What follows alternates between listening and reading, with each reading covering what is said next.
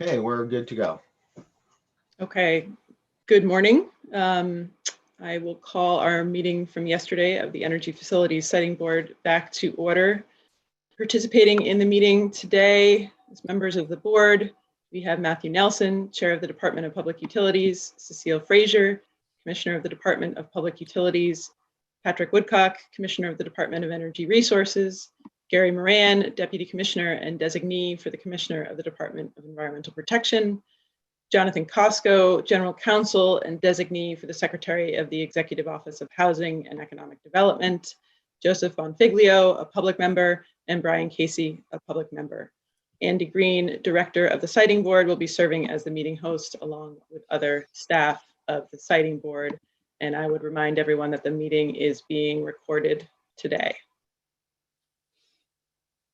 So we will be picking up from where we left off last night with additional public comment. And I believe, Mr. Green, we are starting with some public officials this morning. Yes, if I may, I just wanted to provide very brief instructions on the Spanish dial-in since we may have new callers. Please do, yes. And indulge me, I'm going to read these directly. So this is for, again, callers who are interested in Spanish dial-in. Para los participantes que conectan por teléfono y quieren escuchar y hablar en español durante la reunión, tenemos buenas noticias. Acabamos de añadir una línea telefónica adicional para este fin, utilizando una solución personalizada con interpretación bidireccional en español. Por favor, anote esta información. El número del teléfono de la línea de interpretación en español es 1-888-585-9008 y el número de la sala es 572-195-548. Por lo tanto, para acceder a la línea telefónica de interpretación en español, marque el 1-888-585-9008. 2. Introduzca el número de la sala 572-195-548. 3. Pulse la tecla del número pound 2 veces. 4. Grabe su nombre. Y 5. Pulse de nuevo la tecla del numeral pound. Está bien. That's it. Thank you. I hope that was helpful. Thank you. I see Councillor Edwards. Mr. Green, do you have an order today, or can I let Councillor Edwards speak? Yeah, come on, Jesus. Sorry. Yes, we have also Samantha Bennett, I believe, for Councillor at Large Michael Flaherty, and Councillor Edwards seems to be on as well. All right, please go ahead, Councillor Edwards. Thank you. Well, thank you so much for taking me ahead. I do appreciate that and understand that there's a lot of people who are passionate to speak today. So I'll be brief. I wanted to, again, thank the members of the EFSB for hosting this, and just to note that I'm fully aware that this is a lot of attention on you as members of this committee. That being said, I do want to emphasize, as an East Boston resident, as a representative of folks who live in East Boston, the issue of need, which I believe is your standard to look at, they have not demonstrated that we actually need the substation. And if that's something that matters to you, then I would ask yourself if the only entity, the only person who is supporting this substation and claiming we need it is also the entity that is going to be building it and benefiting from it financially.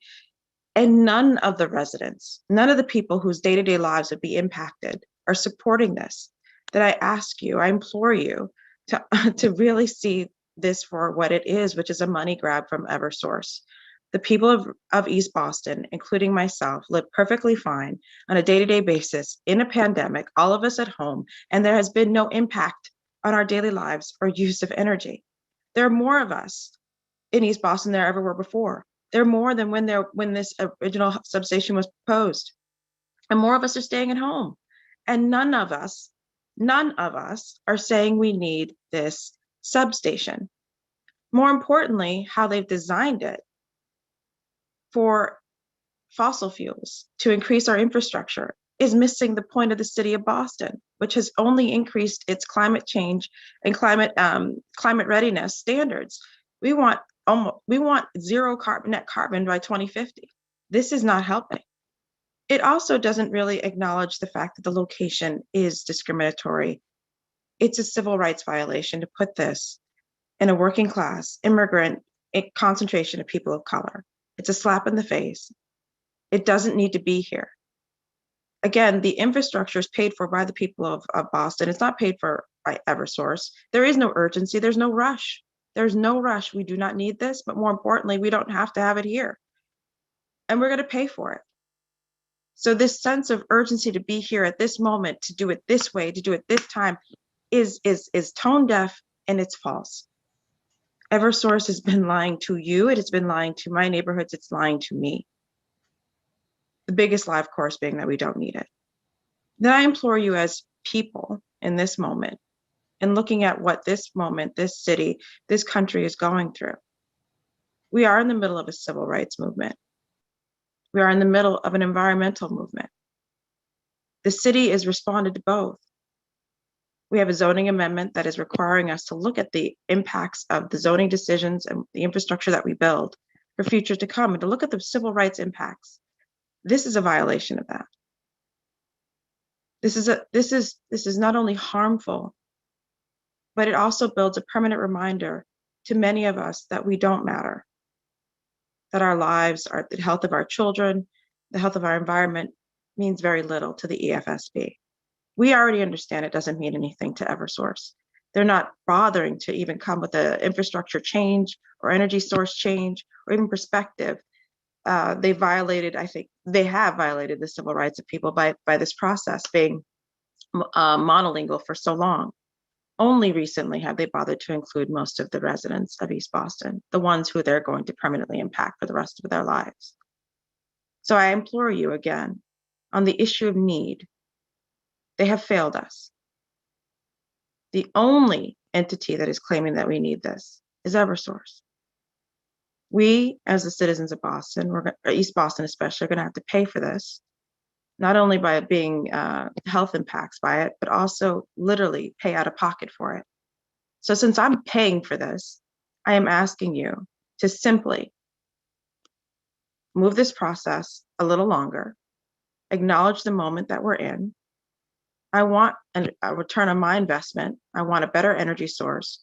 And more importantly, I want to actually need this. So I'm talking to you as a consumer, as a resident, and as a representative of East Boston. I'm asking you not to approve this, to prolong the process, and to make sure Eversource, if they comes back with a better plan that is actually needed by the people of East Boston. Thank you. Thank you. Ms. Bennett?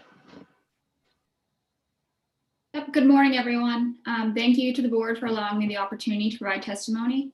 And for the record, my name is Samantha Bennett, and I'm here on behalf of Boston City Councilor at Large, Michael Flaherty. Councilor Flaherty has expressed concern about the project in this community process previously and continues to stand with the neighborhood. Councilor Flaherty encourages the siting board to continue to meaningfully engage with the community and give strong consideration to the range of stakeholders who spoke yesterday evening and this morning. I will remain on the line to listen to additional testimony. And I will be brief, and thank you to the board for your work and to all the residents who took time yesterday and this morning to participate. I'm sorry to interrupt 1 minute, just slow down a little bit for the interpreters. Oh, sorry, where would you like me to restart? Margot, do you have a place, does restart need to happen? I think it's okay to keep going. Okay, so that's all I wanted to say is that, the Councilor Flaherty does encourage the siting board to continue to meaningfully engage with the community and give strong consideration to the range of stakeholders who spoke yesterday evening and this morning. And thank you to the board and not to all the residents who took time out of their day. Thank you. Thank you. Mhm. Yes, I didn't do the reminders today for everyone to speak as slowly and clearly as you can for the sake of the interpretation. Mr. Green, who do we I have believe our next? next speaker is Heather O'Brien, if she is with us.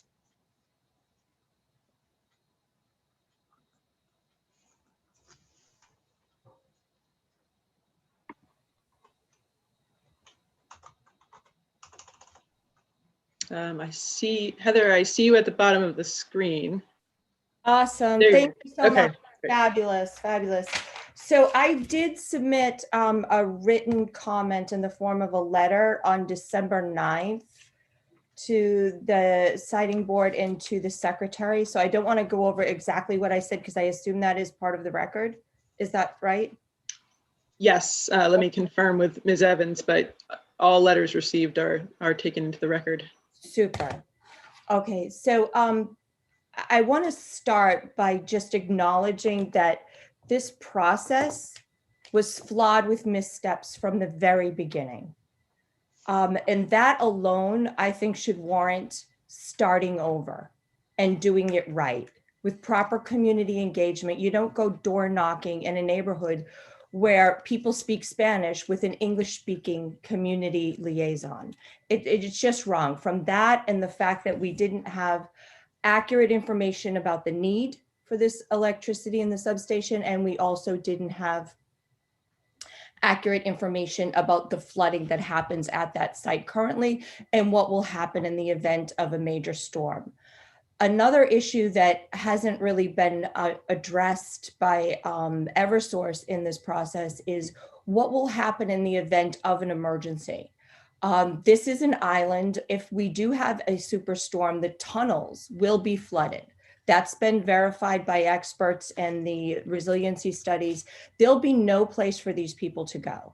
So those factors alone, I think, should warrant us stopping the process and starting over from the beginning and doing it right. I know that this board is charged with ensuring that the projects that get approved provide reliable energy with minimal impact to the environment. We haven't seen that this is going to happen.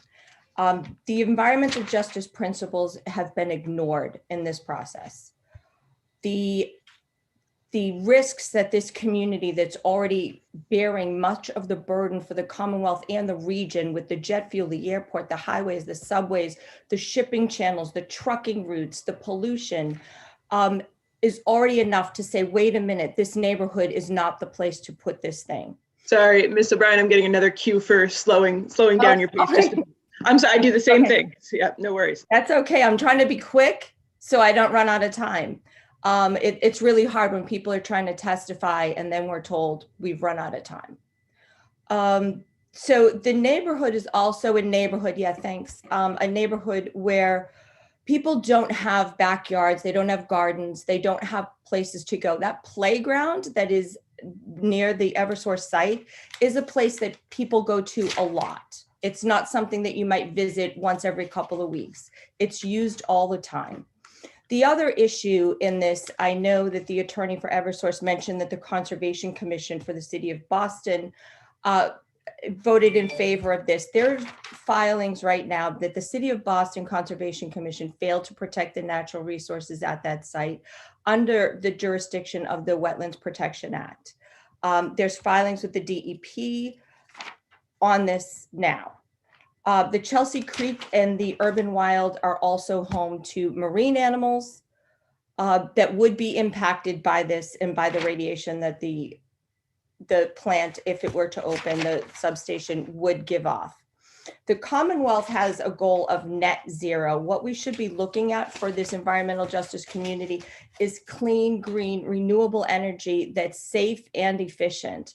This substation clearly is not part of that program. Thanks, everybody. Thank you. Next is Grace Hall. Grace? There, okay. And Thank you. Good morning. I'm Grace Hall, Gracehall. I live at 1188 Broadway, number 307 in Somerville. As a Unitarian Universalist, I totally support my neighbors in East Boston and their concerns.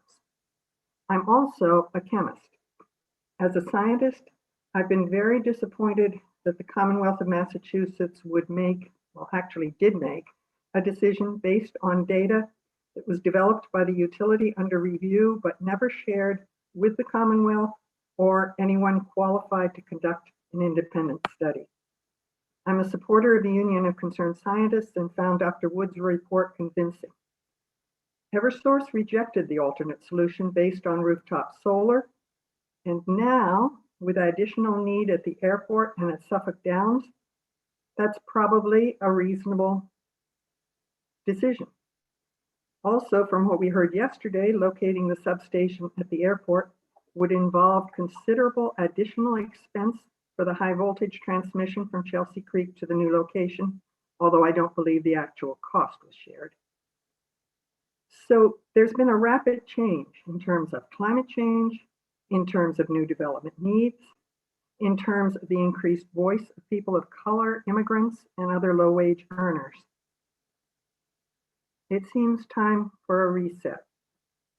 Reopening the consideration of need and location may be setting a precedent that will make life more difficult for companies going forward, as was mentioned yesterday. But it may also be absolutely necessary at this time. I strongly feel it is time to step back, take the time to collect all relevant information, and only then make an informed decision based on that information. Thank you for your attention. Thank you. Susan Shepherd.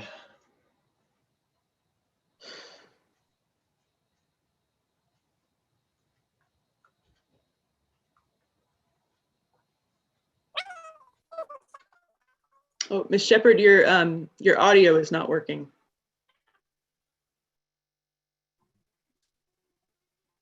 Try again, maybe.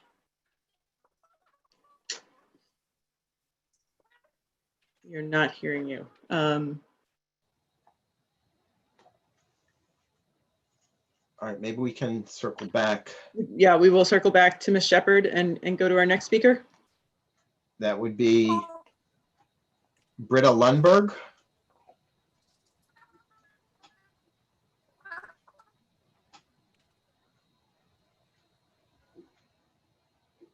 Is Ms. Lundberg here?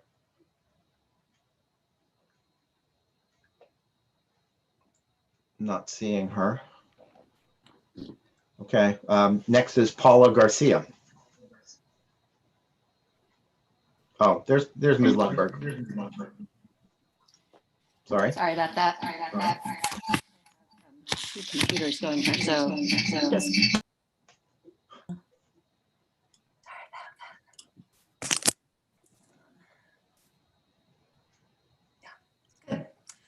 So I am Dr. Bree Lundberg. I am chair of the board at Greater Boston Physicians for Social Responsibility. Thank you to the EFSB board for hearing my comments today. GBPSR has several concerns about this project. The first, as has already been referred to, is the risk of flood and fire at the site. It kind of astounds me that I give testimony quite a bit on sites around Boston that have been developed, and how we can be yet again developing in an area that is known to be prone to flooding is nothing short of extraordinary to me. Therefore, because of the nature of this infrastructure, there's an elevated risk of fire and explosion of this high voltage infrastructure. Going along with that, there's also a lack of a safety and evacuation plan. As a physician, I find this nothing short of extraordinary. how you cannot have a safety plan put in place prior to project approval to ensure the safe and rapid evacuation of the surrounding residential community seems to me something that should stop the project in its tracks, right there. The cumulative health impacts, which have already been referred to in testimony today, yet another reason to stop this project in its tracks, right? There are numerous environmental hazards to which this population is already subjected, cumulative health impacts that must be considered. There's concern regarding community exposure to greater levels of electromagnetic radiation and its association with childhood leukemia. These concerns have already resulted in the relocation of this project away from a local business, but not away from the children and families who will be playing, living, and working close by. Frankly, this also conflicts with our current public health goals, right, for Boston. We question the decision to place a high voltage electrical substation next to a site where local children play and families engage in healthful physical activity.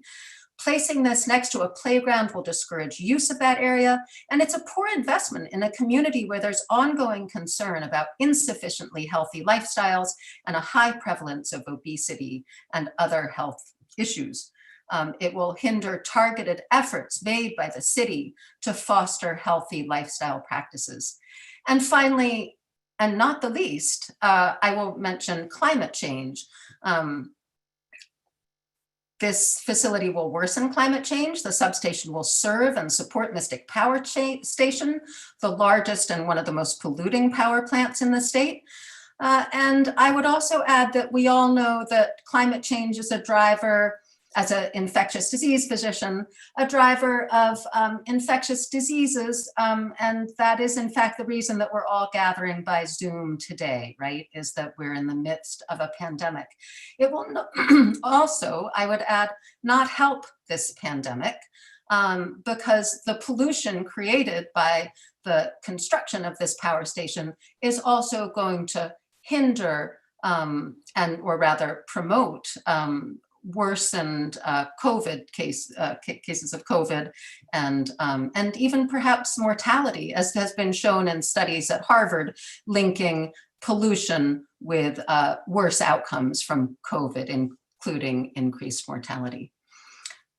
GBPSR has submitted a letter to your board, and I hope that you will read it. Thank you so much. Thank you. I believe Ms. Shepherd is now back with us. Hopefully audio is on. I hope so too. Yes, you're loud and clear. There we go. All right, thank you. Hello, my name is Susan Shepherd. My last name is spelled S-H-E-P-H-E-R-D. I live in Cambridge, Massachusetts. I'm an industrial hygienist, now retired from the Commonwealth of Massachusetts. Although not my particular area of expertise, I have some experience in the environmental area. I was a hazard waste worker health and safety trainer under an NIEHS grant from 1988 to 1995. During that period, I also had the privilege of representing the public on the Board of Registration for Licensed Site Professionals. In fact, the first iteration of that board, where we actually wrote the regulations. My experience on that board helped me understand how little input the public really has in most of these regulatory situations. I'm here today as a member of First Parish Cambridge Unitarian Universalist congregation to support the community group, Green Roots, in their quest to stop Eversource and you from siting this substation in a community that has already bears the burden of being home to many of society's needs and their related contingencies. Sometimes it is a game we play as experts, where an expert can always justify their position. The corporations like Eversource clearly have the upper hand in that area. Does a community really need to produce their own dueling experts? Why can't it be enough for them to say, we don't want this here. We have had enough. We are home to your airport with all the noise and pollution. We have your oil tanks, we have your traffic, not to mention the burden of COVID in this community, while many of their members serve as essential workers. This community should not have to come up with an alternative, nor the science to show that it's a bad decision. The will of the community, people just trying to live their lives the best they can, building the best place to live for themselves, their families, and really for the common good. Even back in the 80s, we talked about environmental justice. What is environmental justice? It has taken me maybe a lifetime to truly understand this concept in a heartfelt way. Oh, sure, you can measure health impacts, water supply issues, and all that, but the real justice is democracy, the power of affected people to decide their fate. I grew up in the city in South Boston. When I was young, it was a dump, literally. Every day a dump truck would drive down our street with wet trash leaking out the back on the way to the dump on Columbia Point. So much industry, scrap yards, all that. The city put everything in our neighborhood and then decided it was beyond repair and wanted to throw us out in the name of urban renewal. Well, Southie fought back and won, but Roxbury a few years later did not until the entire Southwest corridor was torn down. And we still see the effects of that today. So this is what environmental justice means, listening to all communities in the same way. And I hope you know what that means. And speaking of translation, translation, why do we translate things? So that they can understand what the corporations are saying? Or do we translate things so we can hear the people and what they're saying? Thank you. Thank you. Paula Garcia. So, good morning, everyone. Muchas gracias por la oportunidad de contribuir a esta importante discusión. My name is Paula Garcia, P-A-U-L-A-G-A-R-C-I-A, and I am a senior bilingual energy analyst with the Union of Concerned Scientists, a nonprofit that puts rigorous, independent science to work to solve our planet's most pressing problems. Joining with people across the country, including 21,000 supporters in Massachusetts, we combine technical analysis and effective advocacy to create innovative, practical solutions for a healthy, safe, and sustainable future. I'm here today to express the Union of Concerned Scientists' strong opposition to the current proposal from Eversource to locate a high voltage substation in the Eagle Hill neighborhood. The Eversource substation project and process hardly meet the definition of innovative or practical, nor they point to a healthy, safe, and sustainable future. Our opposition to this proposal is based on three project failures. One is the lack of clear technical merit. The second one is its poor location, including with regards to the Commonwealth's need for climate-safe infrastructure. And the third point is the complete lack of proper community engagement in the process. So first, on the lack of technical merit, the proposal falls short in a variety of technical aspects. One is the lack of demonstrated need for the substation in the foreseeable future. The little information that Eversource has made public seems to ignore completely the changing circumstances of the electrical grid in the region and in Massachusetts since the submission of the original project proposal, including with regard to changes in electricity demand, as explained extensively yesterday by Brindis Woods from Applied Economics Clinic.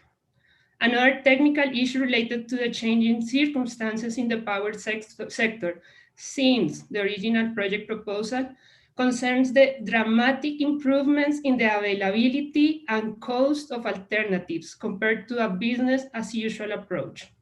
Those include both solar photovoltaics and energy storage. The information provided by Eversource shows no sign of alternatives having been envisioned, assessed on technical merits, and compared on a cost basis. UCS own analysis of just one local clean energy option strongly suggests that there are plausible alternatives that Eversource has not sufficiently considered given the changes in technologies, costs, and needs. Our analysis explored harnessing some of East Boston's rooftop solar potential coupled with energy storage, with overall levels of investment similar to those proposed for the substation. The results of our analysis illustrate some of the benefits of such a transition to clean energy at local level, including residential solar and energy storage could increase grid reliability, save ratepayers money, help reduce carbon emissions while advancing the city and state climate goals, and increase local resilience. Eversource's failure to provide up-to-date, transparent information justifying the need for the substation and evaluating alternatives provides no solid justification for its proposed cost to ratepayers close to $50 million, especially now that we are going through a pandemic with the associated economic constraints. On the poor location and the lack of climate preparedness, here too Eversource proposal fails in multiple respects. One is the chosen site in a community whose residents have been extensively detailed, already face a broad range of systemic environmental injustices. Another concern is the blatant dissonance between the proposed location and the Commonwealth's commitment to climate preparedness and climate safe infrastructure. Given that the site floods presently, and our own analysis projects that will be at risk of chronic inundation, that is, at risk of flooding at least 26 times per year by the end of the century due to sea level rise. And on the complete lack of proper community engagement, we have heard so many people providing testimony of why this process has been a total failure on that front. The community has genuine concerns about the project, and the engagement process carried out by Eversource and the Energy Facilities Safety Board has been far from adequate to collect and consider those concerns. In a community that is more than half Latinx, including many non-English speakers, such an approach can in no way lead to effective community engagement. Given the above failings, we respectfully ask that the Energy Facility Siting Board reconsider its tentative decision and not approve this or any related substation proposal from Eversource unless and until the proposal is based on full, up-to-date, and transparent data, including on electricity demand projections. It's based on a benefit cost analysis that proves that this substation is the most cost-competitive option with due consideration to alternatives, including renewable energy and energy storage. Fully conforms with the Commonwealth's need to prioritize both environmental justice and climate resilient energy infrastructure, and has integrated adequate and proper levels of input from the people of East Boston. Massachusetts must only be investing in electrical infrastructure that will move us toward a modern grid that fully incorporates equitable clean energy solutions, that avoids perpetuating environmental injustices, and that help us move from the challenge of the climate crisis to the promise of a fair and clean energy economy. We will appreciate your strong attention to the concerns of the community and the concerns about the project. Muchas gracias. Thank you. We have a representative from Senator Markey's office who's just joined us, Josie Valentin. Good morning, everyone. This is Josie Valentin, and thank you so much for the opportunity. I work for Senator Markey and would like to read a statement on his behalf. I'm a state policy advisor for him, and I'm based in Western Massachusetts, but obviously working with a team throughout the whole Commonwealth. So basically, I wanted to note before I read his statement that back in December, Senator Markey was one of more than a dozen federal, state, and local officials that filed a letter opposing this substation. And so this is something that the senator has felt strongly about, even as we look back at December. So I wanted to read this statement from him today for the record. And this is the statement. The choices we make during our response to the coronavirus pandemic will shape our communities and policymaking for decades to come. It is our responsibility to repair historic injustices, the injustices that are driving the unequal burden of the coronavirus today, or East Boston and other environmental justice communities will be failed yet again. That is why the Massachusetts Energy Facilities Siting Board should halt the plans for construction of the East Boston Electric Substation. The proposed electrical substation is unsafe, unhealthy, and unnecessary, and it is time that the EFSB lay this project to rest. The currently proposed site for the electrical substation is within 800 feet of 8 million gallons of jet fuel, directly across the street from a children's playground and family homes. The area is prone to flooding, and the construction of the substation along the Chelsea Creek bank poses both fire and exposure risk for nearby residents. We cannot ask families to risk their children's safety for the sake of another dangerous energy project that is not needed. Thank you for the opportunity, everyone. Thank you. Ethan Vogt or Voigt. Hello, can you hear me? We can hear you. Thank you. Great, thank you. My name is Ethan Vogt. I was born in the city of Boston, and I currently live on Trenton Street in Eagle Hill, which is probably about 6 blocks from the proposed site. Senator Adrian Madaro is my state rep. Linda Edwards is my city councilor, and Joseph Bonacourt is my state senator. But I'm not speaking here just as a neighbor, but as a concerned citizen, a global citizen. I won't debate whether this facility is necessary from an electrical point of view, or even if flooding could be prevented within the facility. I'm sure that you could put this on some sort of platform up in the air and the substation would be dry in the case of a flood. But I will point out, by creating an island, you are also reducing water retention in our neighborhood and then simply causing those floodwaters to spread in other areas, causing it to go somewhere else. As we all know, and has been stated by many community members, this is an area that is heavily burdened with environmental problems when we have some serious cleanup to do in this area.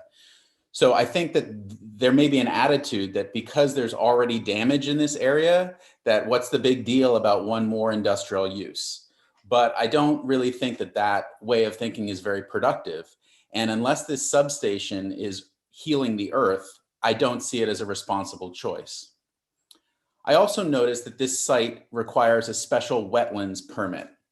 And I want to remind people that coastal wetlands are not empty spaces.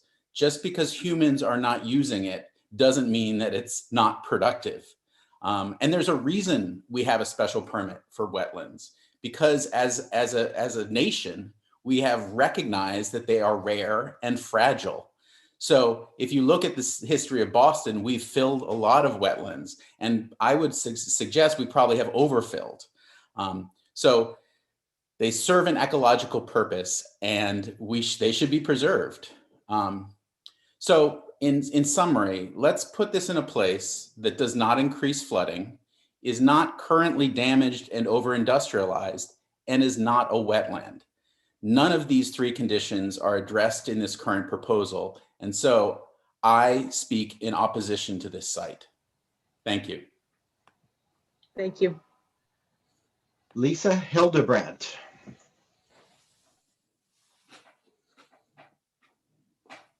My name is Lisa Hildebrandt. It's LISEHILDEBRANDT. I am the Reverend Lisa Hildebrandt. I'm an Episcopal priest, a resident of Arlington, and a coordinator of the Creation Care Justice Network of the Diocese of Massachusetts. The Apostle Paul wrote in a letter to the church in Corinth because they were embroiled in conflict. Some members claimed that they were important, but others didn't matter. Paul said, no, You are all one part of one body, and you need all parts of the body to function. The eye cannot say to the hand, I do not need you, any more than the head can say to the feet, I do not need you. And even those members of the body which seem less important are in fact indispensable. Now, he was talking about the church community, but what he is describing is true for all humanity. We are all part of the same body. Now, for the whole time that white people have been on this continent, we have valued some people, especially well-off white men, and considered others disposable or worthless. We have taken land and freedom and culture and life away from indigenous people and Blacks and immigrants and anyone we deemed inferior. It is time to change that. With the pandemics of COVID and racism and climate change, we are only going to survive all this if we realize that we are all one body. That means we need to listen to and support and follow the lead of those whom we have historically ignored, the poor, immigrants, BIPOC communities, in other words, communities like Chelsea and East Boston. Listen to them. The other truth is we are one body with the earth, with the land, water, and air. None of it is disposable or expendable or an externality. The poisons we put into the water, soil, or air enter our bodies, and especially the bodies of children in environmental justice communities. The excess carbon dioxide and methane we release into the atmosphere are destroying the planet's balance, causing sea rise, catastrophic weather, floods, fires, and homelessness. What you do here, board, matters. You can make decisions from an old worldview that says only profits matter and energy companies get to set the agenda. Or you can use a new worldview that says we need to listen to the people. We need to stand up and create a just, sustainable world because we are one body with each other and one body with the planet. You have an opportunity here to do the right thing. You should heed East Boston and Chelsea residents who already living in environmental justice communities don't want one more hazard in their neighborhood, a hazard that likely isn't even needed. In fact, to address climate change, we need to decrease our energy use, not ramp it up and assume it will keep growing. And if it is needed, as you've heard so many times, find another place. Members of the board, I invite you to think forward, think justice, think sustainable future. Believe that we are all connected and that we must especially listen to and follow the lead of the most vulnerable among us. Do the right and the moral thing and reject this substation. Thank you. Thank you. I'll just remind members of the public who are commenting to just try to keep your comments within the 3-minute time frame so we can fit in as many of these as possible this morning. Matthew Pollock.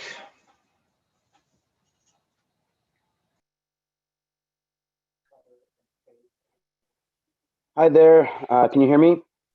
We can. Thank you. Hi, Matthew Pollock here, spelled MATTHEWPOLLOCK.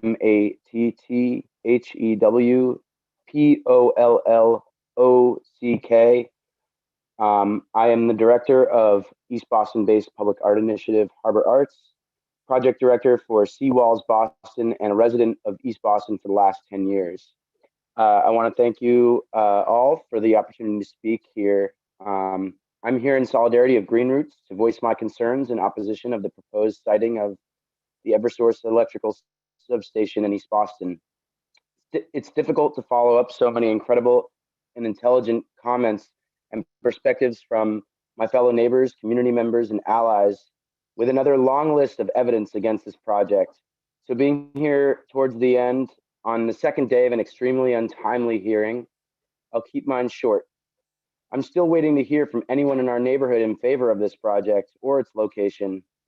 Who does the EFSB serve, if not the people? If this was a necessary and beneficial project to East Boston, we would be hearing from members of our community in favor of the project. I haven't heard from a single resident in favor of this substation or its proposed siting.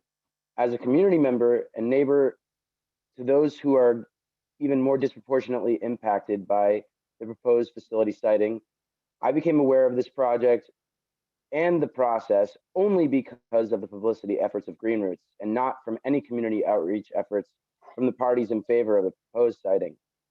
I have not heard any justification for the project at all that uses up-to-date data on climate projections and contemporary energy needs. And certainly see no obvious need to place a dangerous electrical facility beside a multi-use recreation space with a playground within a densely populated residential area beside explosive fuel and below flood lines. I'm deeply frustrated that more of our neighbors are unaware of the project and have not truly had an opportunity to learn about this.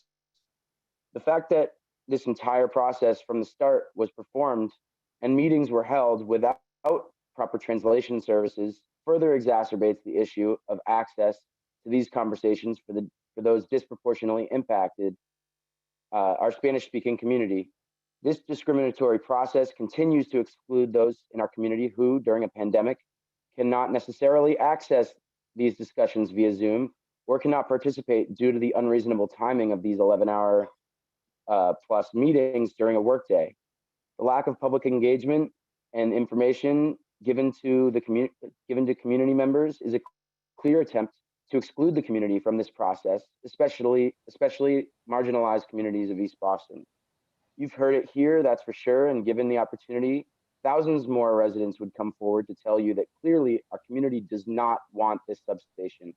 I urge the Energy Facilities Siting Board to restart the process with true community engagement, reopen the question of the project's need, move the proposed substation siting to anywhere else, but somewhere that has been, determined by the community to actually work if it's needed at all.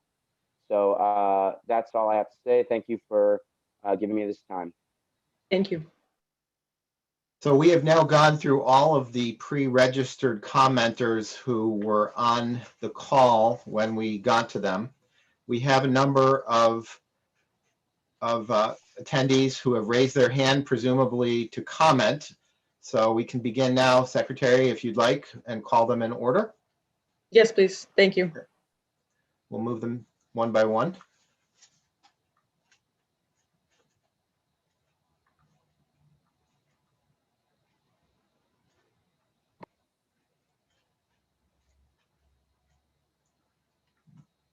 See, we just, sorry, I didn't catch the name before I moved the person at the top of the list into the panel.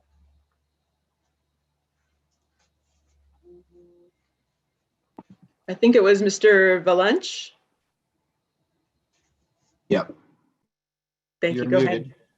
Oh, great. Hi. Good morning, and thank you everyone for the opportunity. I'm John Valench. I'm a lifelong resident of Chelsea, but currently residing at 72 Tibbetstown Way in Boston. I should also say I am a proud board member of Green Roots, the environmental justice organization that has been amplifying the dangers of this proposed project and how it would impact working people in this community. And so I stand in solidarity with them and the residents who have spoken at length and in unanimity against this project. So I want to thank and uplift the residents, the activists, and the environmental experts, and so many others who, as I said, are in unanimous agreement that the EFSB and the office must reject the tentative proposal and reopen the consideration of need. The actual electrical need for this substation has not been substantiated by reliable and neutral parties. And the largely working class Latinx immigrant population of East Boston in this area do not deserve their lives threatened. I grew up in Chelsea and have spent much of my life living and working there, so I know something about environmental injustice and structural racism and how it plagues our communities and our families. The scheduling of these meetings during working hours for the families whose lives will be threatened by this project if it moves forward is unjust. The lack of meaningful public engagement on this project during working hours is unjust. The failure to provide adequate and simultaneous translation amounts to language injustice. And placing a non-essential, dangerous, high voltage electrical substation next to the homes of working families and working people is immoral, it's unnecessary, and it's unjust. Voting to continue forward with this is a direct vote that will endanger the lives of thousands of residents without an evacuation plan.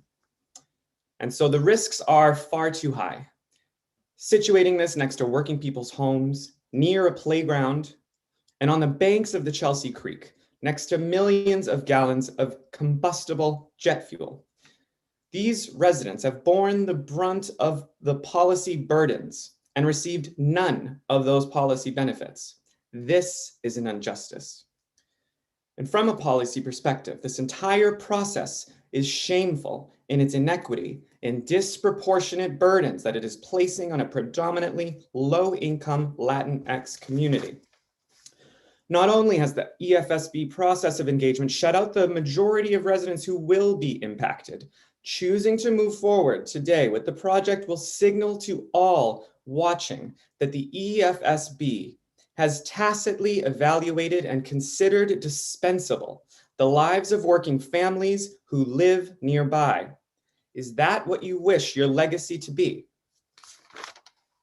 Right now, while speakers unanimously urge the EFSB to reject the tentative proposal and reopen the consideration of need, the largely Latinx working community of East Boston are working.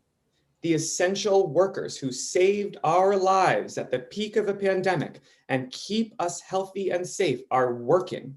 The people who are the economic foundation of the Commonwealth are working, and they have not been heard. These essential workers are unable to participate because they are keeping our world running. As such, this substation is absolutely and irrefutably a working people's issue, and voting to approve this project is a vote against having working families be protected in the neighborhood. This is a flagrant and callous injustice. And so in closing, members of the EFSB and the Secretary, today you have a choice. Do the right thing. Reject the tentative proposal. Reopen the consideration of need. Listen to the residents, stand with working people, and reject this toxic proposal. Thank you. Thank you. The next person is Ibrahim Lopez. I missed the last name again, sorry. But Ibrahim, first name. Hi, thank you. My name is Ibrahim Lopez Hernandez. I was born and raised in Puerto Rico and have been living in Massachusetts for the last 2 years. I am currently a resident of Lynn, and I work with community members of Chelsea and East Boston. I come here today because I have been listening and I have been watching the process of approval for this substation. And coming from Puerto Rico and having been working with community members in Puerto Rico, I have experienced and I have understood the need for having a reliable and resilient electricity system. I went through Hurricane Maria. I was months without electricity. I had to depend on gasoline and diesel power plants in order to survive and be hours there. So I understand and I appreciate the need for having resiliency embedded in our infrastructure. But having listened also and understanding the past and recent transgressions that has happened in this process, I have been utterly disappointed at the decision-making process.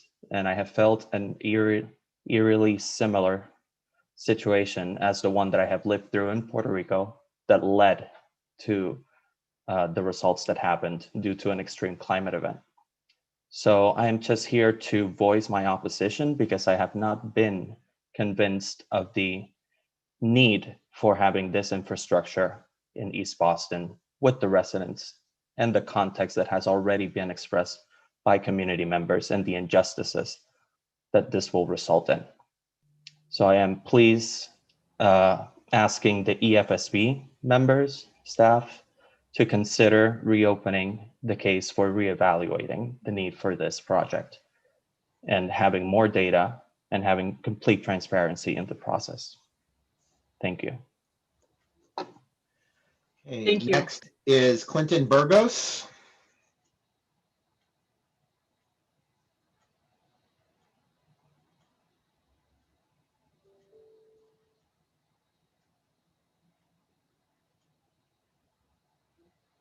Clinton Burgos with us. Hi, sorry, it took a long time coming back. Hi, I'm Clinton Burgos, that's C-L-I-N-T-O-N, B as in boy, U-R-G-O-S. Falcon Street. So basically the proposed substation is right down the street. Yeah, I just want to say, like, sitting in on this, I mean, I want to acknowledge that I've had the ability to do that because I'm working from home. I haven't seen many people here who resemble my neighbors. I think a lot of them actually have to go to work physically, and so they can't attend these meetings during Monday and Tuesday. So I just want to say, like, out of all the people that I've heard speak, I haven't heard a single person supporting this plan. I think that says a lot. There seems to be absolutely zero public support for this. And I think if you go ahead with this plan, that means that you're not listening to the public. How are we supposed to believe in democracy if that's what happens out of this? It seems like there are viable alternatives, like the solar roof plans that have been described by some people on here. I think there's a lot more public support for those, it sounds like. I think it's at least worth digging into those and seeing if that's viable. And that's really all that I want to say. Thanks. Thank you. Next is Alan Linov. Hi, my name is Alan Linov, spelled A-L-A-N-L-I-N-O-V,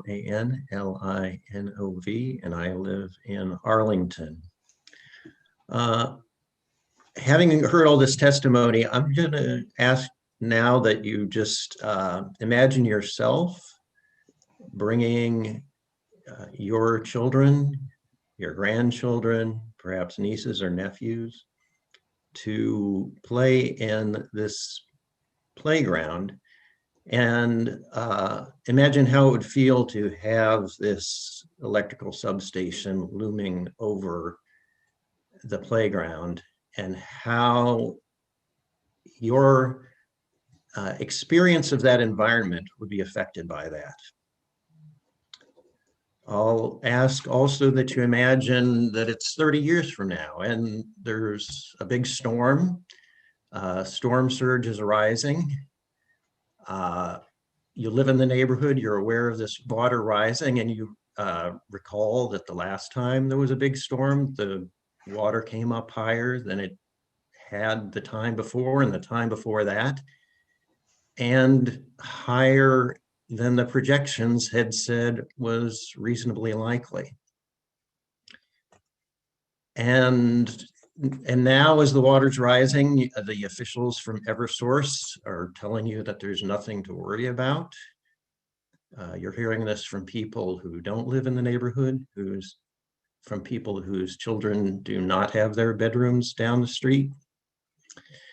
And you're aware of the many times your community has been told in the past not to worry about the impact. The impact will not be significant. And at the same time, 30 years from now, you perhaps are aware that the compromised process by which it was determined that this substation was needed turned out to be mistaken. And at that point, it still was not needed. So I just want to suggest that now in 2021, when there's very wide recognition of the legacy of environmental racism and recognition of the need to move forward with environmental justice, at this point, it is simply not acceptable to go forward with a project like this when the need for the project is seriously in doubt. Thank you. Thank you. We have a caller on the one of the dial-in lines, and I'm not sure who it is, but I believe they do want to speak. So let's see if we can hear from them. If you've dialed in, please, and want to comment, please do so now. 617-686-1405 is the number. Yeah, Andy, I think they're still in the attendees. I think we have to move them over, right? They should be available to talk. I thought Going I on the phone. Yes. Yes, this is Brian Ferrari, 617-686-1405.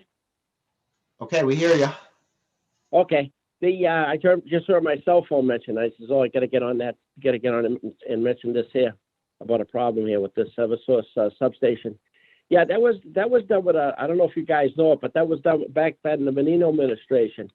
That was called a land swap. They swapped it out back in the day. It was Edison Electric, and then they went to construct a library, and they went down there and put this on that site over there behind where they're building the new police station.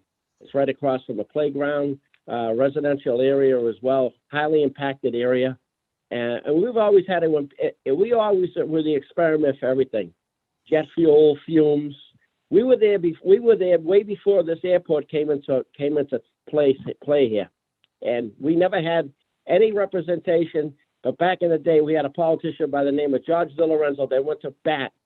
I know this is not on that same page, but he went to bat against that Massport. That was the one that did the damage to our town, and it should be hands off because no other neighborhood has ever been impacted like we have suffered with anything they wanted to put there. We had to swallow and grin and bear it, and that's all I have to say. Enough is enough. It's cease and desist.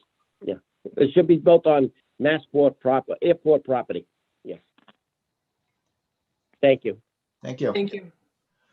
Okay, the next person whose hand is raised that we can see is Juliana Morris, and we'll move you up to the panel right now. Please turn on your mic. And Mr. Green, do you also have, oh, sorry, do you also have, Sandra, I can't see your last name, but I see you in the box. Hi. Oh, I'm sorry. Sandra, yes. Why don't we? Yes, sorry, right now? I've been emailing you and tweeting at you. Sorry about that. I'm a pre-registered speaker. That was skipped over. So you might want to reference the list one more time against the folks who have their hand raised. Thank you so much for taking the time. I really appreciate the hours you all are putting into hearing our voices in the neighborhood. My name is Sandra Lacey. I have my master's degree in energy policy from Tufts University. I have a 15-year career at the intersection of innovation and energy. This proposed substation shows a true lack of innovative thinking and with potential catastrophic impacts for the East Boston community. I live 3 blocks away from the proposed site. I have a dog and a little girl. She's 1.5 years old, and we frequently use the American Legion playground. And we walk down to Condor Park, which is one of the few places in our already over-industrialized community in which we can feel connected to nature. I echo the concerns you have previously heard from Dr. Luna and Dr. Wood, from flooding due to climate change to permanent loss of access to this waterfront. As this parcel of land, it could be revitalized as a much needed green space for our community. Like my neighbors, I am also just very concerned about safety. Placing an electrical substation between a playground and large jet fuel storage tanks in a residential neighborhood on a street that is prone to flooding. Honestly, I couldn't even write it more dramatically in a novel. This is not some overblown concern. Substations can and have exploded when flooded. One exploded in New York City when Hurricane Sandy hit in 2012. But at the core, we have not been shown any data that verifies this substation is needed in this neighborhood. In fact, we've only been pointed towards old, outdated, and unverified data. Utilities do this all the time. They use old data to make big decisions. You should be questioning why EverSource is refusing to release the data that shows a load increase anomaly for East Boston, while across the entire region, load has fallen and is projected to continue to decrease. Show us why there is an anomaly here. I strongly encourage the board to reopen the underlying docket around the issue of need and demand access be granted to interveners so that a third party can verify that the data justifying the need for this substation can be corroborated. I am also disturbed how this public process has unfolded.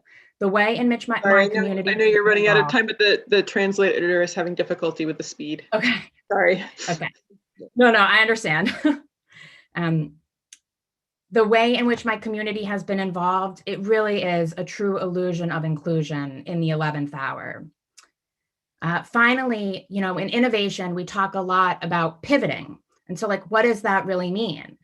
It means that as you go along in your process of trying to build something, you learn new information on the way that causes you to change direction.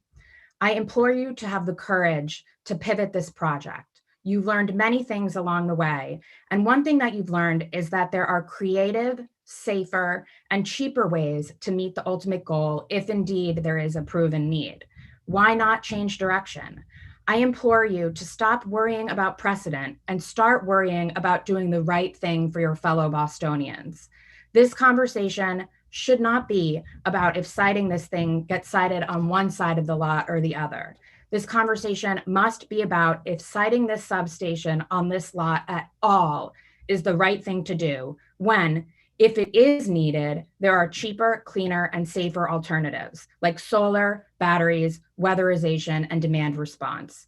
I hope the board joins me in having a strong opposition to this project and reopens the underlying docket to determine need. Thank you very much for your time. Thank you. Our next speaker is Paul Kozak. Andy, you skipped Juliana.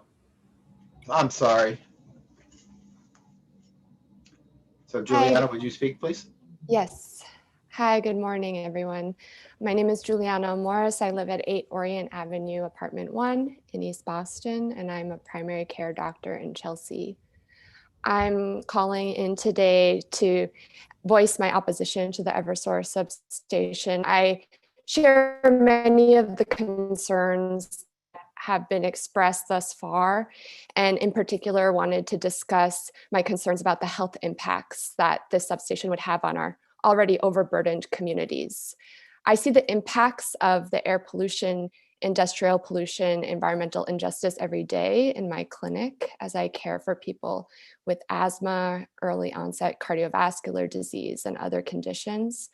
And I'm really scared about the new health threats that the substation would bring. I'm sure many of you are aware, but electrical currents are involved in many processes in the body, nerve conduction, brain processing, digestion, heart pumping. And the concern is that with the electromagnetic field that this will induce stimulation of new currents and affect these biological processes. I'm aware that the data is oftentimes disputed, but we do not know the long-term consequences of exposure, particularly in children. And I'm particularly concerned about how close this particular substation is to where people are living and what the cumulative effect on top of other environmental exposures would be for our communities. There's also the risk of explosion and fire, which can lead to injuries. This has been discussed many times, as well as toxic inhalations. And the impact of chronic stress resulting from a community feeling neglected, not heard, should not be underestimated. We know that these impacts lead to mental health problems, diabetes, hypertension, other conditions. So we know that people living close to electromagnetic fields have reported higher rates of headaches, vertigo, cognitive problems, mental health problems. And these are things that I see a lot in my clinic. I believe they will be just exacerbated with the presence of the substation. So I just put it to you, why build this so close to these communities that do not want the substation? We know that there are other options. These are communities already overburdened by pollution and disproportionate rates of COVID-19. Instead, we need cleaner air, parks, community centers, other health promoting interventions. Why subject us to one more health hazard when you know there are other options? Thank you for your time. Thank you. Mr. Kozak. Good morning, everyone. Thank you for the opportunity to speak. My name is the Reverend Paul Shove Kozak. I'm an Episcopal priest. I appreciate the Reverend Lisa Hildebrand speaking on behalf of the Creation Care Justice Network of the Episcopal Church. While I'm confident that our bishops would support us clamoring out for the community, I don't speak as an Episcopal priest right now. I speak as a member of East Boston. I live about 50 yards from the proposed site on 313 East Eagle Street. I'm probably the second closest house. Rebecca and I, my wife, we live here with our 3 kids. We've been residents of East Boston for 8 years. And I'm not going to repeat what other people have said. I want to try and distill what's happening down to make it simple. It seems like essentially Eversource is arguing that the need for the substation is because of a hypothetical possibility that there may be an energy increase regarding usage in the future, and therefore the substation will buffer an increase in energy. We don't know if that's the case for sure. It's still hypothetical because we can't predict the future, and also we don't know what data they're using. The numbers are still obscure and unbeknownst to us. So it's completely unclear, it's hypothetical. Hypothetically, we're making many points ourselves. One hypothetical point is the danger of the substation. We don't know that someone would enter the facility and injure themselves, but we do know that happened at Eversource's own facility on the South Shore. That's a fact. Hypothetically, we don't know if it will flood, although we have pretty good reason to think it will flood because Condor Street has flooded twice in the last 2 years. We don't know for sure if the high voltage impacts children or other people, adults, but we can't unequivocally say that it does not either. And so ultimately, why would the board give preference to the hypothetical situation of Eversource compared to the community? Ironically, we're having this discussion during Black History Month. So the issue boils down to environmental justice. Throughout history, boards comprised of primarily white people have made decisions that have impacted Black and brown bodies. I will not pretend to judge you, and I don't believe that I can pretend to think how God would judge. But I do know that history will judge you, and you will be on the wrong side of history if you continue to support such projects that impact Black and brown communities. Yesterday, Solicitor Foster Evans even noted that in one of the hearings, the communication was one way for the board, which is to say that it was unfair, it was unjust, it was a violation of the rights of the local participants. So what side do you want to be on in history? I invite you to lean into your consciences and please decide on behalf of the community, not on behalf of an energy company that is into this for the profit-making endeavor. Thank you. Thank you. And Andy, just a quick check. It looks like we have 3 or 4 remaining participants. We will try to take a break at 10:30, 10:45 as we wrap these up.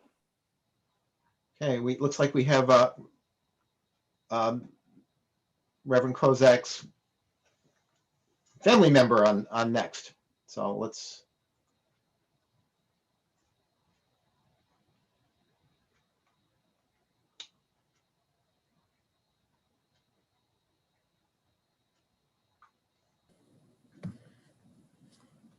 Hello. Can you hear me? Yes, we can. Go ahead. Thank you. Hello. Thank you, Paul.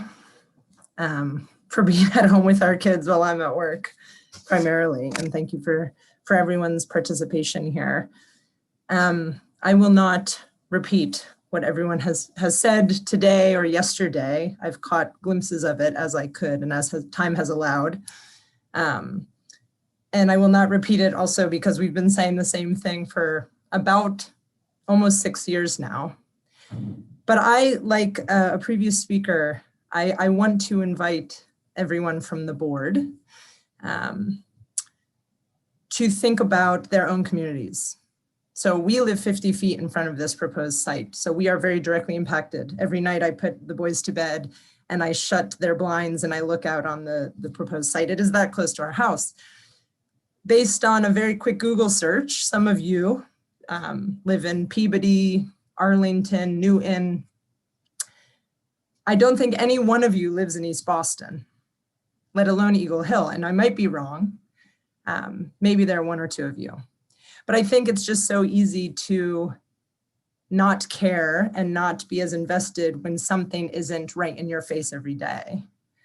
So I invite you to think about this happening in your own community. And I invite you specifically, if you have children, if you're caretakers, to think about your children and think about what decision you would make if this were a proposal in your community. And I think that is something that I want to invite you to do, because I think that inviting that empathy and growing that empathy could make a difference in this decision making. We as parents are tasked with protecting our children, like Joaquin, who's right there with Paul. We are tasked with protecting them at all costs, even under hypothetical situations where risk could be involved. So I want to leave you with that. I want to leave you with that invitation. Eversource has not been open or willing to hearing the community. So it's now up to you, the EFSB, on the website that says you are here to listen to marginalized communities and make decisions with very minimal risk. Thank you. Thank you. Next is Sarah Driscoll.